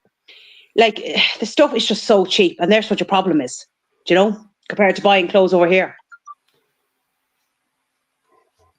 Yeah, but that's interesting there. Over 1,000 Irish small we're already selling on Amazon, generating over 150 million in exports. Yeah, but how do we get a list of those companies and actually encourage people in Ireland to purchase from those companies, so we can actually we can increase our indigenous production, our indigenous employment, and our indigenous business? You have to be aware of drop shipping as well, because there could be fulfillment centers in America or France or Germany, and you might be a Dutch company, work for you, might just be fulfillment. It's an absolute minefield. Yeah. I saw an interesting comment there. You see this? This bring back. Sorry, I'll put up Jaden's comment there. See this? Guaranteed Irish. Yeah. Frank, I'm sure you know about this, don't you? There's a recent thing that they're doing. I came across a couple of weeks ago, and it just doesn't look good at all. Yeah, Guaranteed Irish no longer means Guaranteed Irish. No. Yeah, so they're gone DEI. Yeah. Or DIE. Jaden's one back up there. Sorry. Imagine if they did that push that they did in the 1990s for Guaranteed Irish. I remember on the stickers in the shop fronts, and if they did that now, there'd be uproar. You can't be doing that at all, Yeah, I'll tell you what I'm gonna do. I'm gonna just move on to this Grift article, right? It's 8 minutes long, okay, but listen, this is Gary Kavanagh and Fallon McGunning talking about where the money is going to and how many companies it's going through. I'm sure we've seen it, but it's just for the people here that are watching here. We've nearly 1,000 on there now, so we have 1,000 on, I think. Yeah, we have. Yeah, we've 10:30. Okay, so I'm going to play this. Okay, I'm going to share this, and we will come back and talk to this. Okay, this is good. We're getting a lot of queries about refugee accommodation, like a lot about them, and not about like these stories that we get occasionally in the papers, which say, this person got 10 million for something, or this person got 5 million, but like what's actually happening overall. And Matt Tracy has done a lot of work on this, trying to track down basically what the overall picture looks like. But what I've done, or what I spent my weekend doing, was basically taking the Department of Equality releases invoices of everyone they've paid over 20,000 euros to. I went back through the last years of those invoices and basically collated them together so that we could see everything that had been paid to companies in relation to accommodation for Ukrainians or asylum seekers, but also the services related to it. So I just wanted to show people what this kind of thing looks like and why other people generally don't do it. So I had to manually go through several times about 25,000 lines here. Like, that just keeps going in order to actually pull this together, because the way the department does it is they don't release it in an easy to handle Excel sheet. They're PDFs, the formatting changes, they give different names to the companies, they give different codes to things. None of it is designed to make this easy for you. But I'll zoom in so people can actually see something rather than just a wall of meaningless text. But what we now have, and I'm pretty sure we're the only people who have this, is a collated table of effectively every company that has taken money from the state for accommodation services and what they are, and also where they are by size. So here we have Cape Wraith Hotel Unlimited, 50, no, that's not right. That is 154 million to Cape Wraith. And this is just a less detailed one. But what we're going to do with this, and what I hope to do with this now, is to basically try and make a public-facing list of data where people will be able to go on and see the companies and see what they've gotten money for and also see who own those companies and what they can do with it. The total spend on this, by the way, is about, I think, 4.5 billion over the last 5 years. It was 1.8 billion last year, I think. So you're talking about just incredible sums of money. So I'm hoping that we will have this ready to face the public within about a week or so, and that there will basically be a data section on GRIP's site where subscribers can go in and say, here are the, we won't do all of these because there are, all in all, I think about 1,000 companies have gotten money from the state, of which about 600 have gotten 1 million or over. And then about, I think it's about 100 of them have gotten at least 10 million. So you're talking just about a massive number of companies. So we'll probably limit that to the 25 or 50 biggest, and then we'll build it out over time. But if people are wondering what your subscription to GRIP buys you, it's basically to give us time to do work like this and then make that available to you. But one of the things that the problem we have, this is obviously one stage of it. The next stage is actually figuring out who owns these companies. So I just want to really quickly walk you through what you might have to do that. So let's say here, Mosney Holiday PLC Limited. They have gotten 88 million euro from the state. So you might think, you just go in, you just check, and you see immediately who is the owner of this company. So we use a product called Search for Less, which lets you in real time search the Irish company registers. It's a great product, better than any of the competitors I've used if you guys are looking for something. So here's Mosney Unlimited, right? So you go, these are the directors here, and these are the actual owners of it. So primarily owned by El Molino, or Molino, which is an unlimited company. A lot of the companies, what we found is they start as limited companies, they get the state contracts, and then they become unlimited companies. And what that means is, one, people can go after you personally if the company goes bankrupt. But what it also means is you don't have to do a lot of the reports that limited companies do. Because since the state isn't protecting you from bankruptcy, they basically say, okay, well, people don't need to know as much about you because they can go after you personally. So we go to the second company. This is company number 2, El Molino, owned by Sonning Unlimited. That is not an Irish company. Looked, found it. So we go to our handy Isle of Man company registration. We find Sonning Unlimited. We buy Sonning Unlimited's annual returns. We then find out that Sonning Unlimited is in fact owned by another company on the Isle of Man. 2 companies, Cubitor Unlimited, Scarlet Limited. We're now 4 companies in trying to find out who owns this thing. We go to Cubert Limited, I think, and there we find, sorry, this is, it is not updating with what I am showing, is it? Give me 1 second and I will actually fix that. This is the joy of a live stream, and there we are there. And in the meantime, sing a song or something. Yeah, so there we are. So this is Cubert Limited. This is what, the 5th company. This is owned again by 2 other people, by Phelan McCluskey, who is Irish and is a person. He actually owns something, and Gourmelia Limited in Mosney. So that's what, the 6th company.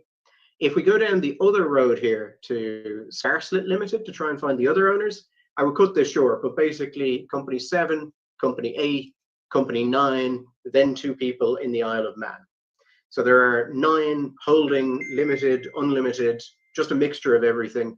And it all eventually leads you to, or at least half it goes to Gourmelia Unlimited, which is in Mosney. And these are the people who own it: Ruth Kiernan's, Sarah Gates, Phelan McCluskey, and Paul McCluskey.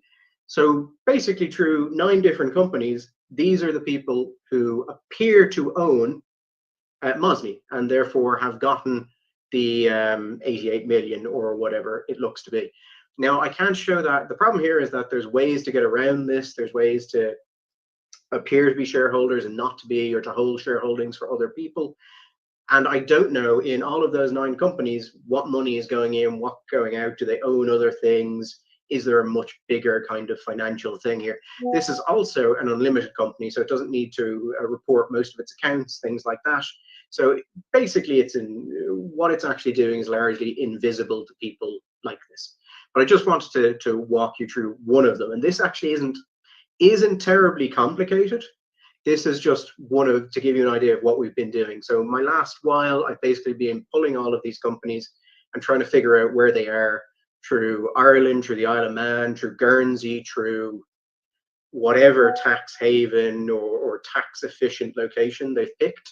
So yeah, that's what your subscriptions pay for. And if you'd like to see more of that, please consider subscribing, because the more subscribers we have, the easier it is for me to go, hey, give me weeks of time so I can spend it going through company house documentation. And that is my presentation. I hope you all enjoyed it. Now that's some amount of money going through, isn't it? Imagine 88 million. Crazy amount of money. 88 million. That's just for Mosney. Yeah. And the 4 people own it through 9 different companies, unlimited. You know, come on, like, you know what I mean? And the way it's been done up as well. Like, I remember Mosney years ago. It wasn't, it wasn't that great. It was quite run down. And now when you see it now, Yeah, well, if you look at Mosney now, they have doctors' offices, they have schools, they have eating areas, they have everything in there. It's like a little village, and they're still giving out about it. They're still giving out about it. Like, oh, we are prisoners here. Yes, you are. Of course, you're prisoners here. Well, I'm sure the 15,000 Irish homeless wouldn't be saying that. Yeah. But you know what is, Paul? Like, so I think I'm going back 30 years. Our first family holiday was to Mosney. It was Mosney, Butlins, whatever you want to call it, right? We loved it. Like, it was just, like, we loved it. And it was a bit of a kip, but, like, we just loved it. And it's kind of like, did you see that video, what was like 3-4 months ago, where one of the women that are there now, and she was complaining about it? I'm like, are you fucking joking? You're getting for free what we had to save up for to go to on a holiday, and you're getting it for free and you're complaining? Do you remember that video? She was stood outside the door. That's what Paul was talking about, where they were saying it's like we're in a prison. I was heartbroken when it shut down. Listen, I used to go there for Postal Celtic, used to go there for 2 weeks. I think Postal Celtic were Cabra, sure they were. And friends of mine, the girl I was going out with, her mother had friends of Postal Celtic, and we used to go down for the 2 weeks. I think we go down for the second week, that's what it was, and it was brilliant. Like, it was great. And we'd all be living in a chalet. There'd be probably 6 of us in the baby chalet. That's what it was, yeah. I lives for Mosney. Is there an IPAS in Mosney now? Yes, it's a direct provision centre. Yeah. Not IPAS, it's direct provision. Yeah. Jaden, Chris, what's he saying here? Sarah, you are. Oh, Jaden, I'm 45. Sarah, you are no older than 48, and 48 is an exaggeration, assuming you are 27. Yeah. Look, I've just got. A woman never tells her age. You're too loose with that. You're way too loose with that now. Oh no! Listen, Paul. I just am who I am. Like, I don't hide anything. Like, But I've got good genes. But Paul, I wish we could find that video where I won the arm wrestle.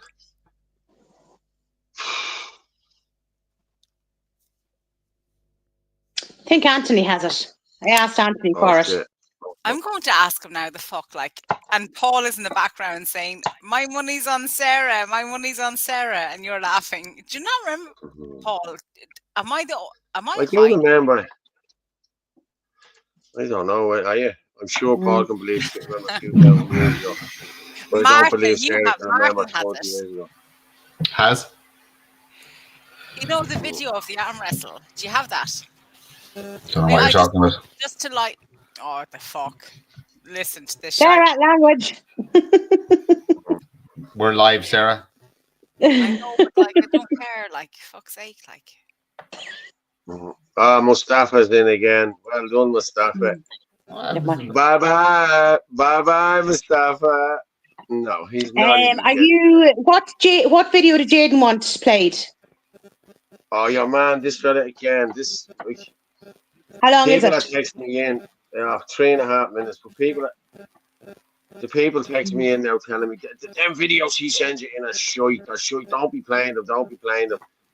I'm gonna play this one and we'll come back and talk to it. It's about your self-defense or something like that. I haven't actually seen it, but I'll listen to it and come back. But people, Jaden, people are giving out about these videos, to be honest, mate. Yeah. Okay. Screen is shared in there. Why your right to self-defense matters. Okay, we play this. Everyone's right to defend oneself from aggression against one's person and against one's property is entirely undisputed. In contrast to the present statist practice, which renders people increasingly unarmed and defenseless against aggressors, in a private law society, no restrictions on the private ownership of firearms and other weapons exists. Everyone's elementary right to engage in self-defense to protect his life and property against invaders will be sacrosanct. And as one knows from the experience of the not so wild West, as well as numerous recent empirical investigations into the relationship between the frequency of gun ownership and crime rates, more guns imply less crime. Let me just say a few words about this because people are very confused about this. First, in the Wild West, that is in the time in the United States when the federal state did not really exist, and practically every person was owning guns. Contrary to what you see in many Wild West films, there existed very small amounts of crime as per capita crime as compared to what exists in the current United States. Imagine that you try to rob a bank and every bank employee has a gun. The likelihood that you will get out of this gun is practically zero. These sorts of things did simply not happen. These areas were relatively wild, but wild only in the sense that people were willing participants in brawls. So if you did go to a bar and got into a fight, and then people went outside and were shooting it out, that is obviously not crime. We would not interfere if Mike Tyson is boxing against Muhammad Ali, that they are beating each other up. These are willing participants in something like this. Those sorts of things existed in the Wild West, no question about it. But if you abstain from these types of things, the Wild West was an extremely safe place as compared with the present United States, which is a dangerous place, especially in major cities, due to the fact that increasingly more limitations were put on gun ownership, whereas, of course, criminals do not care about breaking the law. After all, that's why they are criminals. Imagine what would have happened if they would not have disarmed the entire British population in recent decades during the riots that you saw recently taking place in London. Do you think that the riots would have been as successful in terms of the damage that they would have caused if the British population would have been armed? I doubt it very much.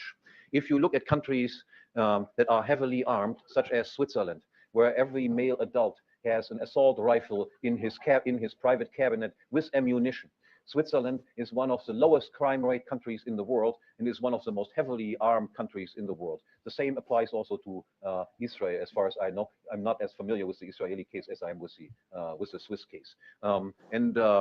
There's a famous study with the title "More Guns, Less Crime" by a guy, John Lott, that gives ample illustration of the fact that the easier it is in various states to have concealed weapons, the lower the crime rate tends to be. If I mean, just think of something like this.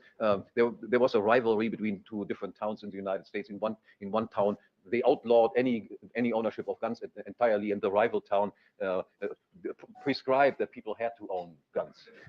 Now, criminals are not nice guys, but they are not dumb. So in what town would you just build up your operation? That seems to be rather obvious. This experiment was then basically outlawed by the federal government, saying it's all right what that one town did outlawing guns, but it is not all right what the other town did prescribing everybody to own guns.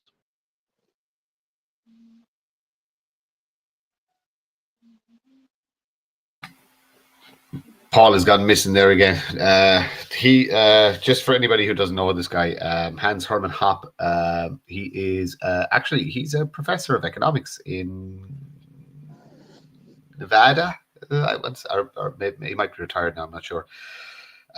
So Frank could have a lot in common with him. His book, he's probably wrote loads. The only one I'm aware of is "Democracy: The God That Failed."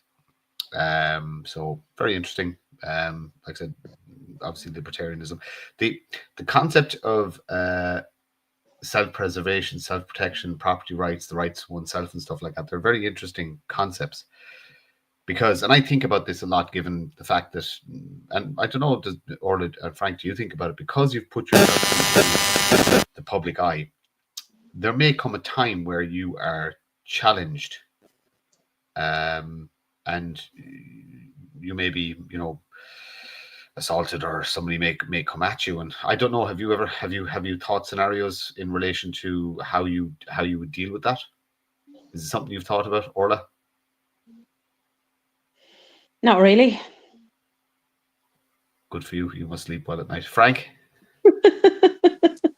Well, I haven't experienced it. That's why, like, I haven't had like a. Well, you've experienced it online, and you've experienced the verbal form of it and the online form of it. You just haven't been accosted in public yet.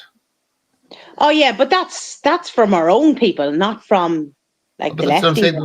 But our own people are the most likely people to do it. Frank, have you thought about it? That if you were in a situation where your property or yourself is under threat? Oh, I have thought about it, John. Yeah, I've scenarios done in my head, because like in my head,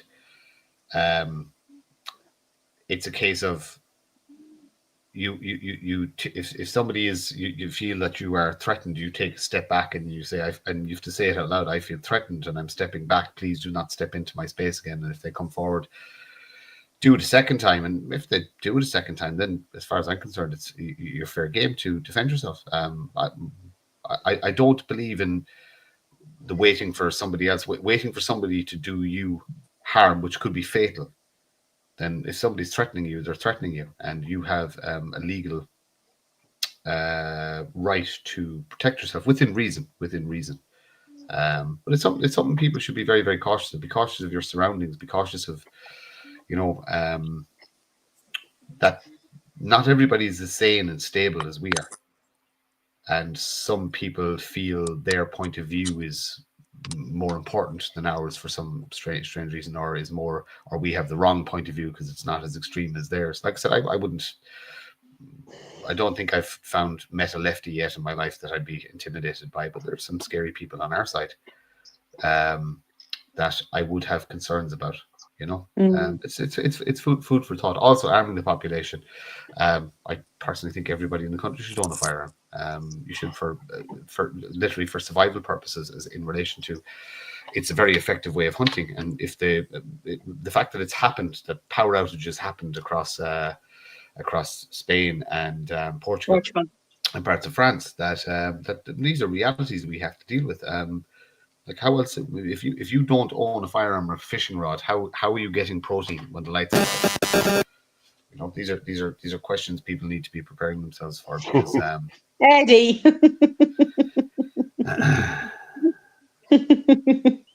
I've actually know that, Eddie, we must go drinking sometime together. Yeah, definitely. Oh Lord God. I've had them scenarios as well, Martin, and like, someone gets into your space, you just get them out of your space. That's it. End of story. I'm not into any of this messing. Or you come into my space, you get a box. That's it. End of story. I'm sorry, that's just the way I am. You know what I mean? You're told once. If you do it once, that's it. Somebody harms one of my kids, I'll gut them. You know what I mean? I don't give a shit. That's a whole different story. Now you have it. But people need to realise that that's exactly, as a parent, there'll be no holds barred with that. You know what I mean? And I've seen it happening in my area here now. There's lads walking around, nobody knows who they are, and I have the kids now that they send me a picture straight away. Dad, somebody says something to me, send me a picture. So as I know who it is by the time I get there. And if they're walking away by the time I get there, well, I'll catch them by the time you know what I mean? And that's it. I'm sorry. That's just the...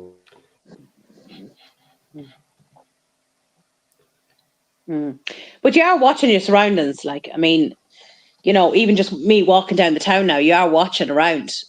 But like, that's because of the situation in town. I have to say now, out in Dublin, and I'm not a huge fan of I'd be cautious in my surroundings in city areas because I'm from the sticks and I don't know how the rules work and stuff like that. But like obviously the night out was fine, but I walked up and down a small bit in the street in Crumlin. I didn't feel Paul is actually after having a stroke there, is he? Or he's actually shocked because what I said about Dublin. Oh my God, that is so funny. We should have screenshotted that. Oh Lord, God, that is too funny. It's recorded. You can, but Yeah. Oh yeah, it is recorded. I have to say now it was a very very enjoyable, one of the nicest experiences I've had out in Dublin. In fairness, I like that we need a first and second style amendment. The reality is we probably need to rework. Actually, no, we don't. I was going to say rework the Constitution. No, we don't. We need to implement and make sure that it is fully implemented in its natural form. The Irish Constitution. That's the main problem in the country now, that the government have decided to completely ignore and circumvent the concept of what the state was started on.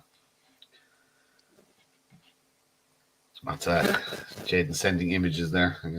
Oh yeah, what has he got? Now, Paul, are you okay? Do we need to call an ambulance for you? No, it's just there's a noise coming through there every few minutes, and it's weird. It's really in the ears here. Yeah. I'm just gonna share this here. Freedom is a. Send it on to me there. What is it? It's Hans Herman Hoppe and Paul Fitzsimons, Men in Black style with AKs. There's Jaden there now. Freedom is priceless. Yeah. Oh my God. Yeah. And what's the other one? What's the other one there now? Send it to me there, Jaden. Send it to me. I do not consent to any videos that Sarah is purporting to play because they're private videos, Sarah. We must. That place that all of us were in is off the books. Right, but you can't see where someone is from inside. No, it doesn't matter. Well, I could second guess where it is, even though I wasn't there. But that place is off the books. Yeah. Oh, freedom is a must. Paul Fitzsimons and Hans Herman Hoppe. Yeah. He's sending me more there. But listen, I have a few more videos that I need to play. I tell you what, I'm gonna play the GAA, right? In the last 2 years. Hold on, there's something in the ear here. Fucking names are gripped. Hang on, sorry, that's gripped in my ear there. Okay, the GAA deaths, right? It's 4 minutes long, but this is a list of deaths that the GAA are not talking about. Like, this is worse than the pandemic. There's 100 people here have died over the last two and a half years, whether they be 15-year-olds, 20-year-olds, 30-year-olds, 40-year-olds, 50-year-olds, heart attacks, and whatever. So I'll play this. We'll play this, and we will come back and talk.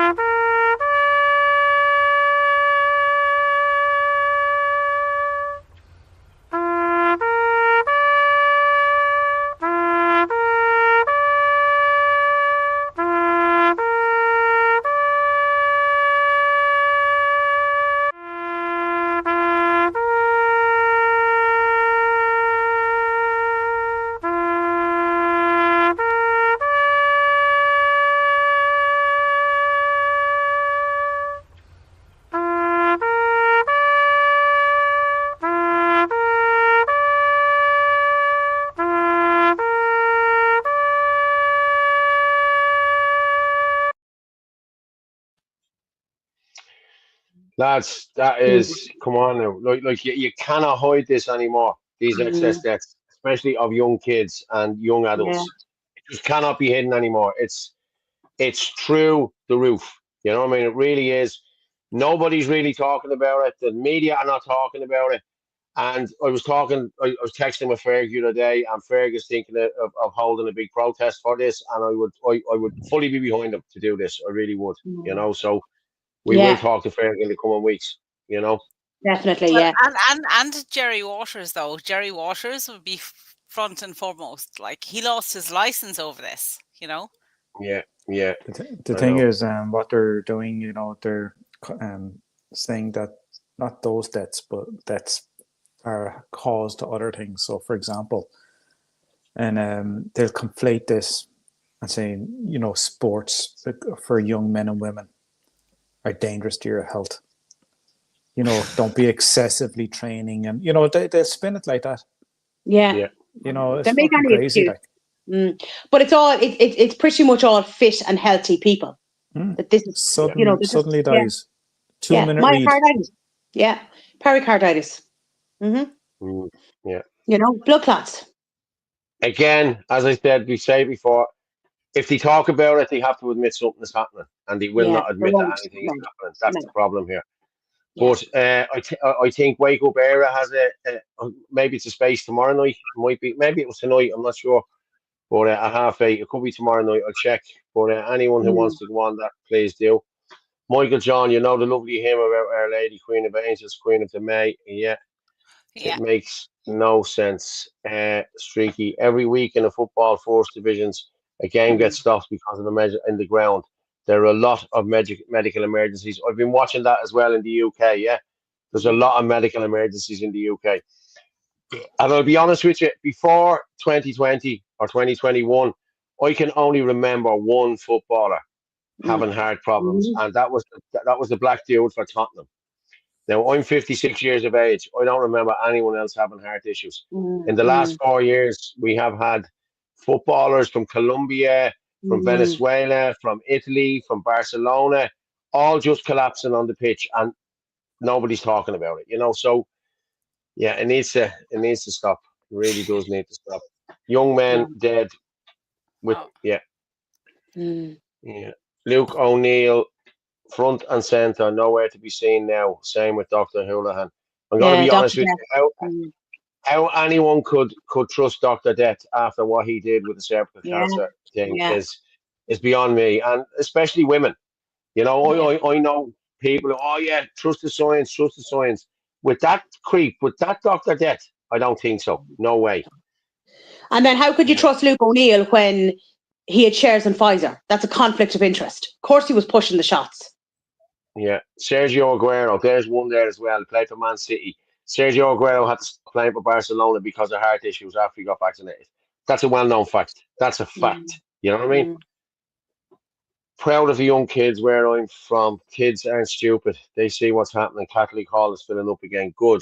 Thank you very much for that. We still hope. Still nothing done about it. I know. Tennis, baseball, rugby, football, basketball. It goes on. It does. And as I said, nobody is talking about it, because if they talk about it, there's a problem. You know, and that's just the way it is. You know what I mean? But you recall, like, there 4 years ago, all of these ambassadors endorsed the jab and the shots. They got them all, like, it was like free marketing publicity, musicians, athletes. So where are they now? They got to step up to the plate. Do you remember that Robinson guy, the forward? I think he plays for Norwich. He plays for the Republic of Ireland. Yeah. And he refused to take the vaccination. He got an awful going over.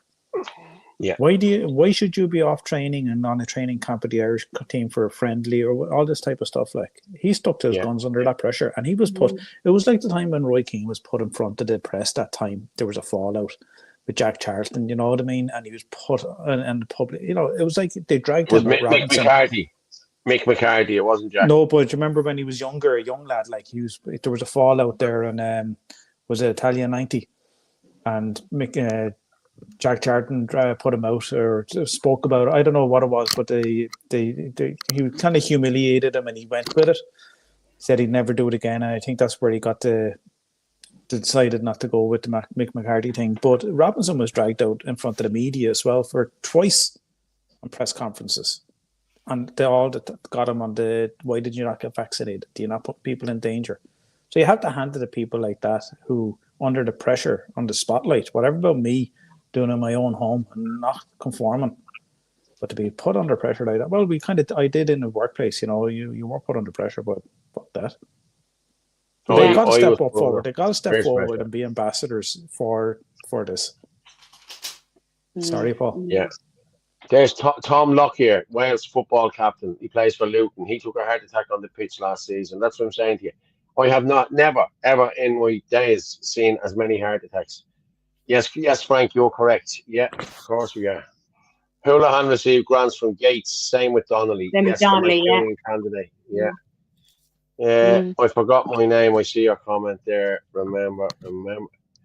Yeah, remember the comedian in America? She collapsed on stage from the jab. Yes, I remember that. And she was actually slagging people off for not getting vaccinated just before she collapsed. I remember it well, yeah.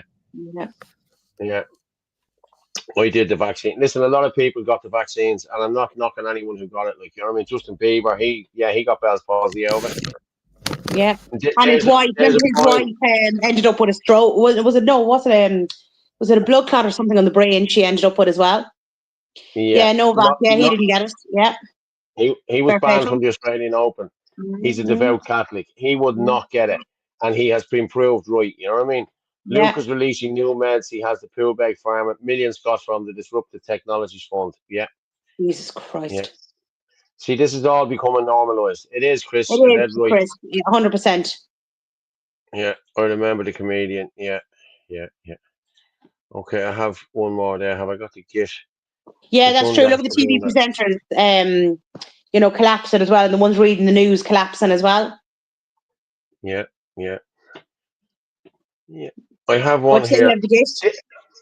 No, I'm going to play this one this is from care homes in the UK, okay?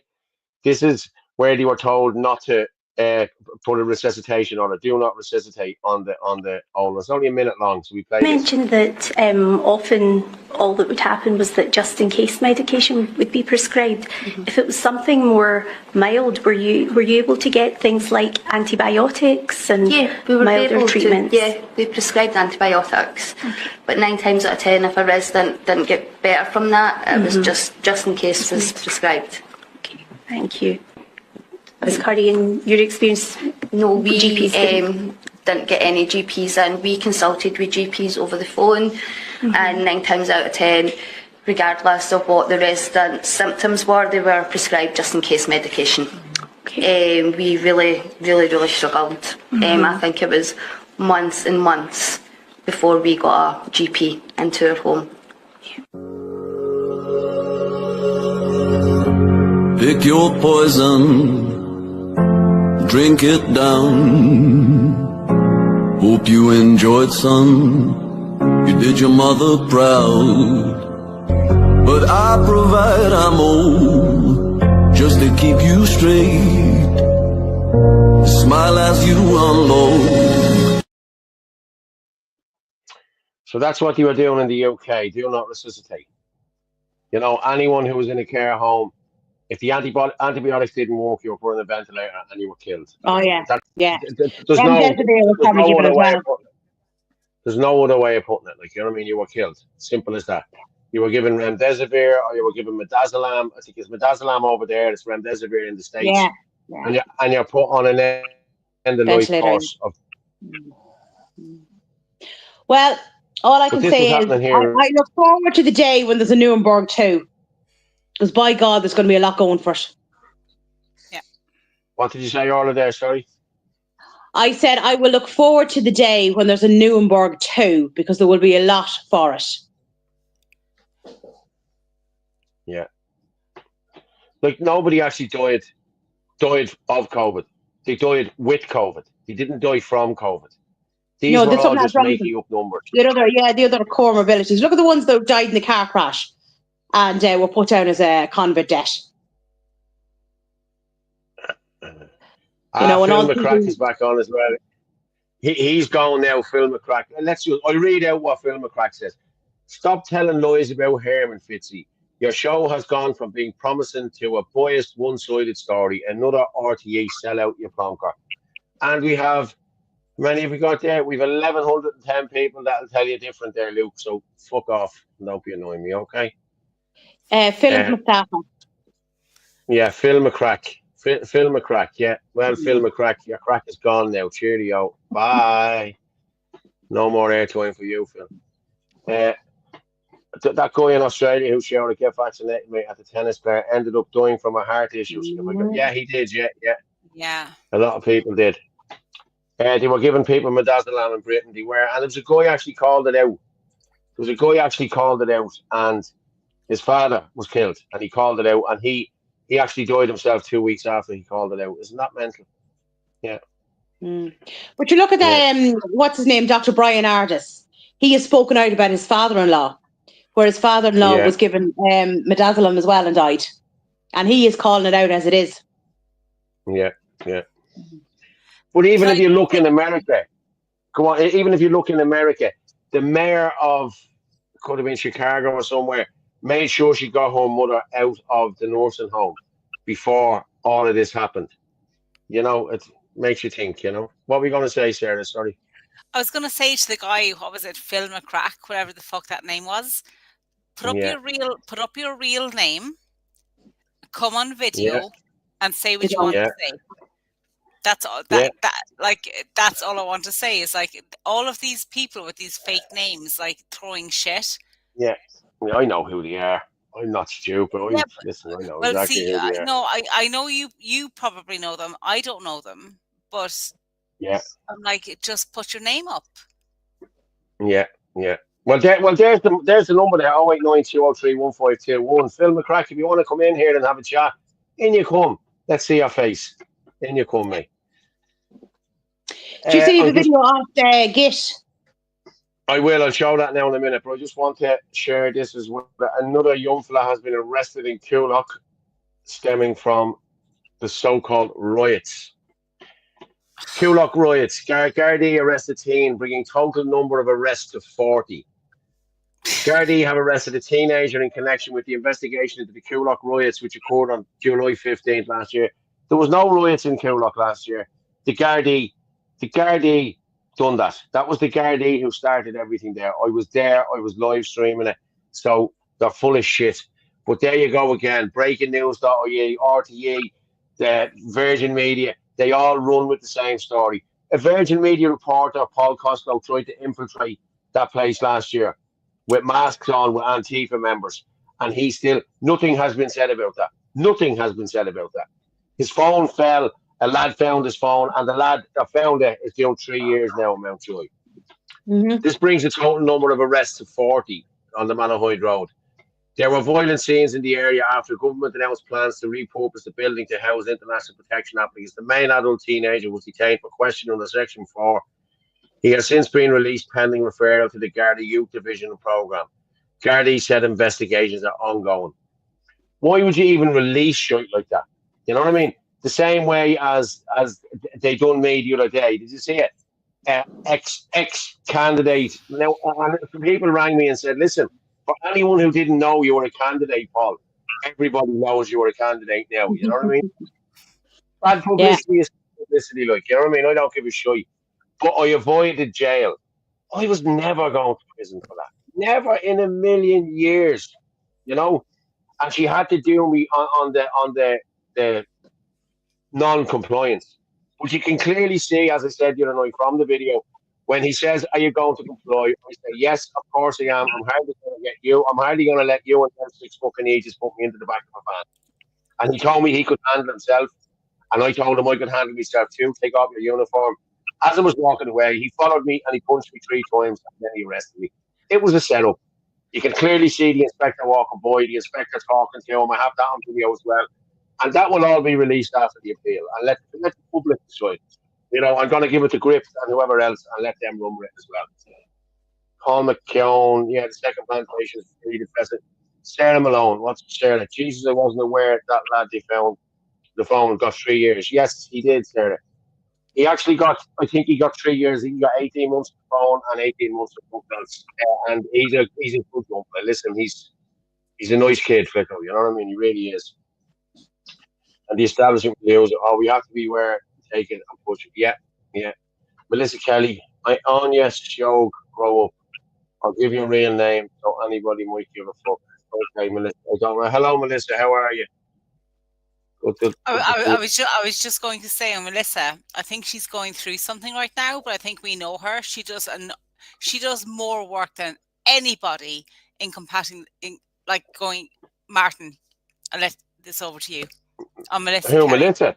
Melissa, well, I've worked with Melissa on the Coolock case. Melissa helped us with the Coolock case, with the injunction case. Melissa was a lay litigant. And Mullingar. She's brilliant. She's brilliant. I have to say, she really is. Now, there's 3 plaintiffs on it, and I'm not going to mention them. People already know them.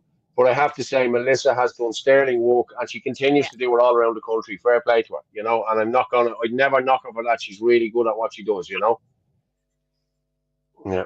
Where the so-called doctors give the Irishman out walking his dog and gets arrested, told him this is their town. Yeah. Letterkenny. Yeah, it's disgraceful. It's disgraceful. There's loads of stuff coming in there. Cock. Ah, there we go. That's him again, isn't it? You fucking dickhead. That's yeah. Oh, you said fuck off and start getting yourself with your plastic pick. Ah, cock, yeah. Of course I did, mate. Yeah, no, same one. You are a gobshite. Do you want to come in here? Come on in and have a chat. Come in and have a chat and let us see who you are, you little fucking retard, you gobshite. Oh, Fenula, I'm 65 now, but still lift weights 4 times a week. I'm 14 stone, 6 foot tall, and athletic.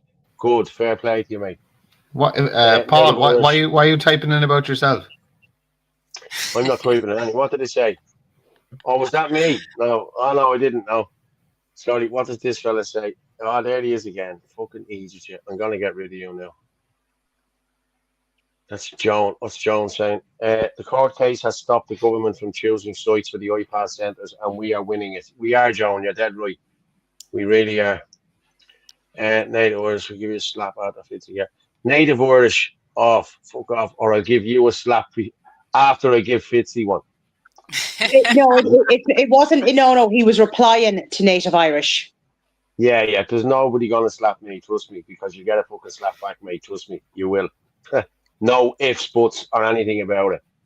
Come into my space again, any of and I'll fucking knock you out. Trust me. But why don't they come up, they're such cowards. They're like literally pussies. Yeah. Like you're offering them to come up and have a chat, and they there he is there. Cockhard. Yes, I do answer. No, you don't answer because you're a gobshite and nobody. Okay, that's exactly what you are. Paul, stop insulting retards. Apologies there. I didn't mean that by listen, I didn't. You knew exactly what I meant.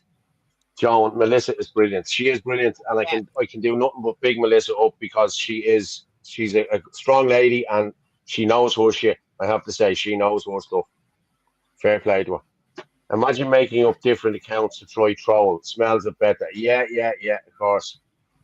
They're Paul Murphy's friends, of course, yeah. Paul, I'll give you a big kiss and a cuddle. Thanks, Michael. Fair play to you, mate. Michael, you cheer him up. Good man. Yeah. Is there any chance you'll give your man a kiss and a hug? Melissa Kelly, what's Melissa saying there? Katrina Neefring, I did not watch the video except the first few minutes because I live in a black hole for a set. She does, I'll vouch for that. We've often been on calls with her, and it's very hard. Something mentioned of the American First and Second Amendment, and I said we should revisit it. Did I say something else on the video? I don't know, Melissa. I didn't see that video, so I can't really comment on it. Okay, answer your phone now and let me speak. Okay, go on, ring it. Ring it there now. Go on. You can speak if you ring it. Ring it there. I'll show you the screen. There's the screen up. There you go. Cock hard. Yeah, dickhead. There's the screen up there. There's the screen up there. Nobody's ringing, and I'm gonna just drop it down there because, yeah, you're an arsehole. An arsehole. Okay. It wasn't you, Melissa Kelly. It was Melissa O'Neill who said a mean comment about Aura. Yeah. She did indeed earlier on tonight, and I told her not to, and she didn't comment again. So listen. Oh, I missed that. What did Melissa say? She just said something about Orla, and I didn't let her put up. And somebody said that, Melissa, that's a terrible thing to say. That's really, really terrible. What did she say? She said, Orla was sitting there. The two of us were here talking, and she said, "Look at the puss on Orla. She turned milk sour." They were the words she said. So I wasn't going to put it up. So listen, she didn't come back. It wasn't. It actually wasn't that, Melissa. Is that I say I don't comment on things on this show. So get your facts straight, and you don't even know me. Yeah, greedy RTA government. Paul should be sacked. Yeah. Hi, Martin, Orla, Frank, and Sarah, and everyone in the chat from Balbriggan. How are you, Dee? How are you? Good to see you in tonight. And Martin keeps saying housing is the issue while we build IPAS centres. Yes, hello, Dee Mac. She said something rude to a lady. Yes, she did, Michael John. You're right. She won't be saying it again. Okay. Right, I'm going. Goy, when you hear this, Gobster, when you hear this lefty, he's it. Paul's stroking out there here. now. What the fuck, like? Here we go. Internet. It's so His shit. internet is absolutely terrible. He's going to have to get it fixed. This is Jake Sylvester Foley Lacken. Let's take a look. It was an anti-immigration protest in Dublin yesterday, which was pretty large. You know, a few thousand people.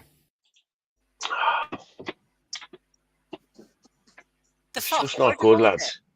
This is Jake Sylvester Foley Lacken. Let's take a look. It was an anti-immigration protest in Dublin. You're gone down there now for yesterday,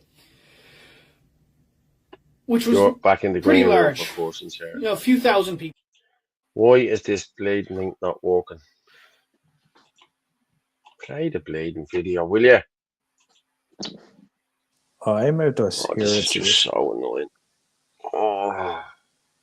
You know when This is something Jake pisses you off Sylvester so much Foley that you just Lacken. want to put it through the Let's take a fucking look. window. It was an anti-immigration protest in Dublin What? yesterday, which was I can't hear any. pretty large. You know, a few thousand people. Oh, Paul, can you hear me? yeah. I can can't hear see that anyone else, video. but I can hear see you. that video. That's working on my side. Yeah, that video is Yeah, it's working, but working here. stop them. Are you stopping it, or is it just stopping itself? Is it started now? Yeah, but it's played twice, Is it but it playing just now? stopped. No, not playing now. No, not now. Okay. How far did you get into it? Because I'm not seeing it here Just at all. a couple of seconds. Okay. This is it playing Jake now? Sylvester Foley Lacken. Let's take a look. It was an anti-immigration protest in Dublin yesterday, which was pretty large. You know, a few thousand people. Do you want to know why there was that many people? Because none of them had jobs to attend. Because none of them are in school. They all dropped out as soon as they could. I know these leftists would give Forrest Gump a run for his money, but no, it's because it was a Saturday. They are desperately afraid of facing the fact that they are useless, stupid, ignorant fools who don't help the country in any way, shape or form, and they want to feel useful. They refuse to accept the fact that they actually need to put in some effort if they want to be useful to the country, and so in order to make themselves feel useful, they shit on immigrants. Useless, stupid and ignorant. Does this fella not know the internet's forever? Let's take a look at what he does. Look at this guy sitting in front of me. Look at this guy. He has no idea I'm recording him right now. Look how uneven his trim is. What did his barber do to him? What is this? What did this guy's barber do to him? Look at him. I can just stare at him. I can just stare at him. I can just stare at him. As long as I don't touch him or annoy him, nothing I'm doing is wrong. I can do whatever I want, so long as I don't actually bother him. I love being alive. There's a huge mental health crisis in this country. Please get help. Also get a hairbrush, but please get help.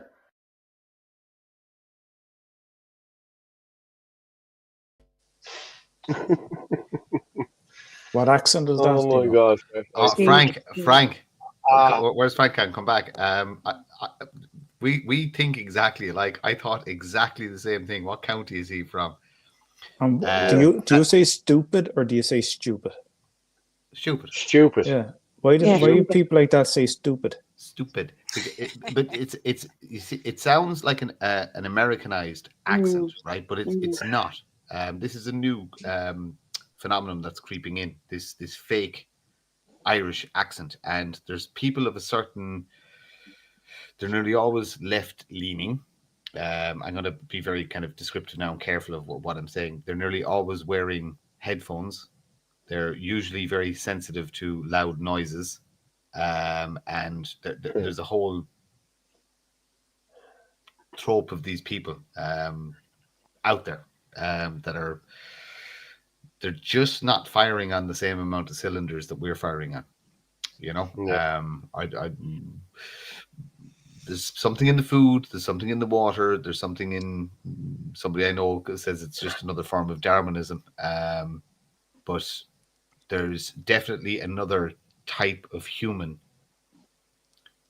that is not going to survive emerging at present. I don't know, is it societal? Is it by design? Is it genetics? Is there too much tampering? I don't know, but that type of human, there's a lot of them out there. And you know, when the bad guys in the WEF describe the useless eaters, that's actually what they're describing. They're useful idiots at the moment, but they are actually the useless eaters, not us. Because okay, guys, I've just got this sent. I've just got this sent into me now. Okay, boy, through the WhatsApp. This is Michelle.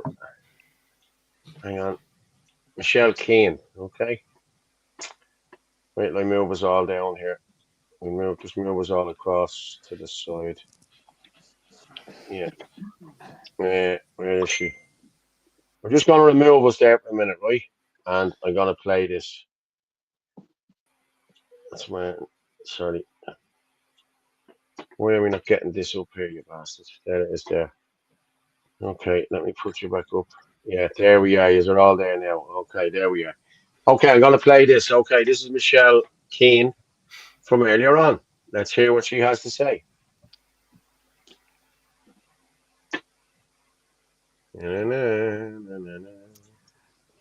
Greetings, folks. I want to tell you about an incident that happened on my property tonight at Talbot's Bridge in Knocknagoshel at approximately 7:17 p.m.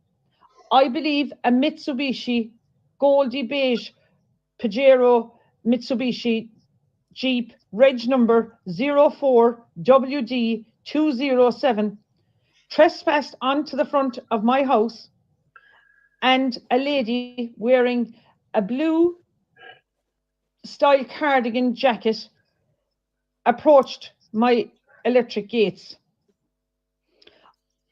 I asked the lady who she was, and she refused to answer.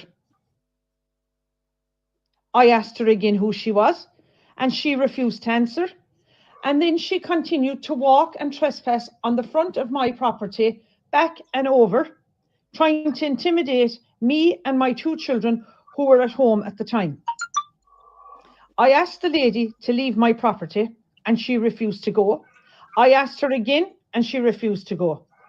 She stated something that Michael Healy-Rae had sent her.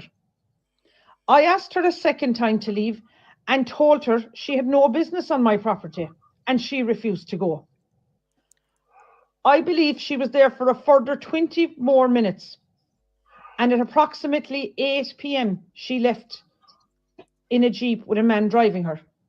Concerned neighbours had passed during the time and had contacted me to see was I okay and the children. At 8:30 p.m. I was putting my daughter to bed, and I noticed the Jeep had pulled outside the back road looking into my daughter's bedroom, and there was a man in the driver's seat staring into my daughter's bedroom. I now have handed this matter over to An Garda Síochána, and I want it investigated, and I want a protection order for the protection of our children safety against Michael Healy-Rae, for him not to send anyone to my house on his behalf. As I said, my children were both at home at the time, and this couple have instilled fear in my two children. I have checked up and down the road, and this Jeep is gone.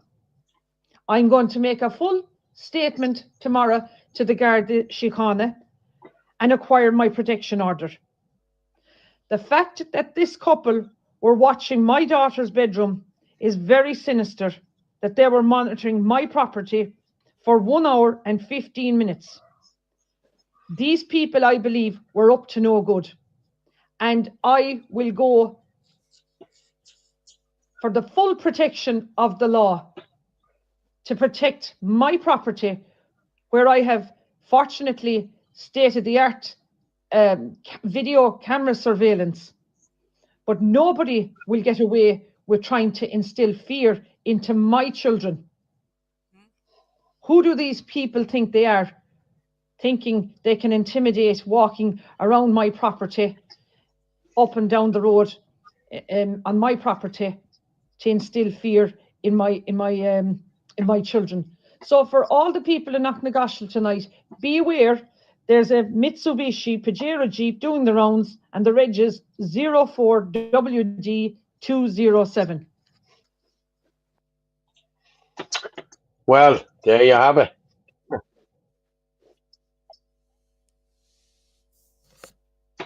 That is crazy, isn't it? Instilling fear into the woman, and well, you only have 3 there. Yeah, that's crazy, isn't it? Jesus. Oh, fair play to whoever sent that in to me there. Thank you very much. I've one more to play, right? This is about the Muslim Brotherhood, about being a terrorist organisation. We've about 8 minutes left, so we'll play this and we'll come back and talk to it, and then we finish up, okay? After the recent ban of Muslim Brotherhood in Jordan, I have a message to Western countries that still hosts the Brotherhood leaders and members.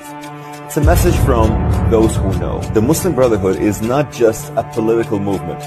It is the ideological mother of some of the deadliest terrorist groups in the modern world. Since its founding, the Brotherhood has been crystal clear about its mission. Not reform, but domination. Not coexistence, but conquest. Throughout its history, violence has followed. In 1948, Brotherhood members assassinated Egyptian Prime Minister Mahmoud al-Maqashi. In 1979, their Syrian branch massacred 83 military cadets in the Aleppo Artillery School, targeted simply for belonging to the Alawite minority. In 1982, their uprising in Hamas, Syria, triggered a battle that left tens of thousands dead. And in the 90s, Brotherhood ideologies inspired Al-Qaeda and other jihadi groups that carried out attacks across the Middle East and beyond. Yet, despite this bloody history, many Western countries still host Brotherhood leaders, treating them as moderates, allowing them to spread their ideology under the cover of religious freedom. This is a mistake, a deadly mistake. Europe, America.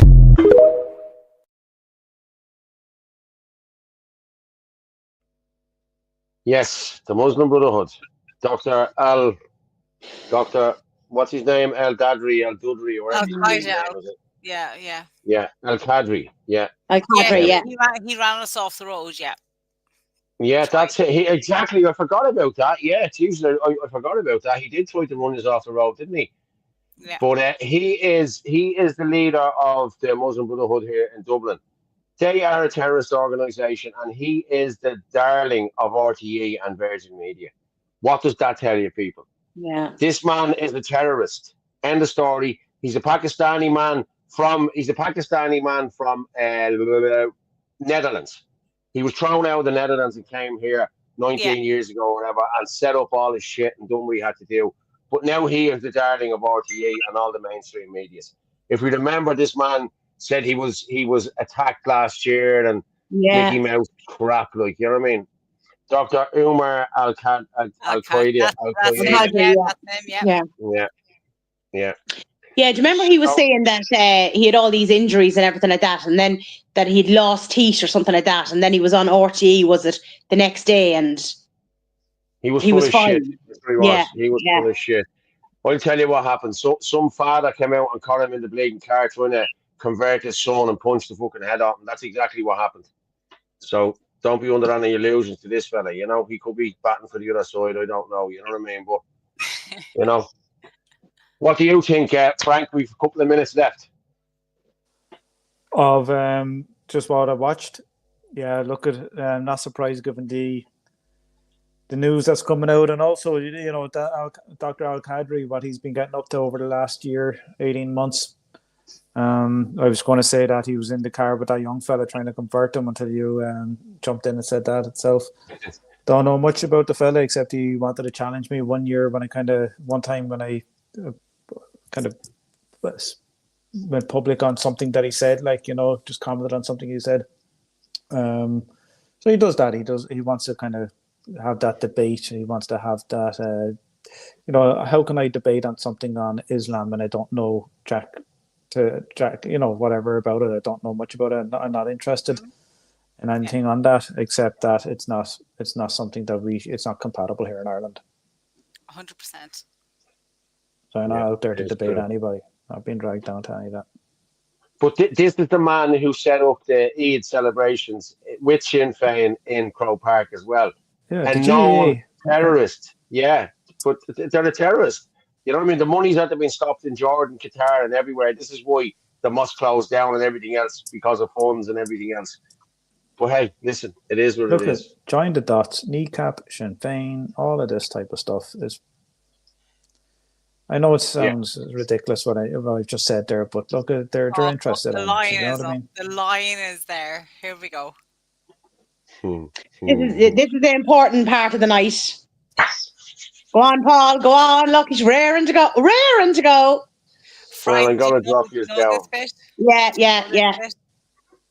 What's that? Everybody knows this bit. Oh, Everybody knows stuff. Frank is kind of like, what's going on? No, I like it. Keep it up, Paul. I think it's so. I don't like it. I like it. No, it's great. It's great. It's tradition. It's just as well nobody cares what you think, isn't it, Sarah? Go on. No one ever does, but anyway, go on. We've just hit 12:50 there, people. Martin, I'll drop you down there, mate. Thank you very much for coming on. Good man. Thank you very much. Frank, I'll drop you down there. Wait down there for me. I'll be back into the green room in 2 minutes. Talk in a while. Thank you so much. Sarah, I'm going to drop you down as well. I will talk to you in a few minutes. Just hang on there. Thank you for coming on. And I have Orla on the big screen there. I'm going to drop you down. And thank you, Orla. As always, it's been emotional. I'll talk to you in a minute. I've got to make myself bigger now. Oh, jeez, I'm gone altogether. Boom. No, I'm making myself smaller. I make myself bigger. I'm gone everywhere. Where am I going to here? There you go. Everyone, thank you very much. As I said, we've hit 1,250 there tonight. Boy, thank you very much. Just go through one or two of these now just to finish off. Great show. Stay safe, everyone. Thank you, Shadow Play. Night Orla, Occident, Motorhead, not Irish, blah, blah. No worries. Get rest. Minor incident in Limerick compared to the rest of the world. Okay, people. Thank you very much for tuning in tonight. As I say every night when we're finishing up, the truth is like a lion. You don't have to defend it. You just let it loose and it will defend itself. Good night and God bless.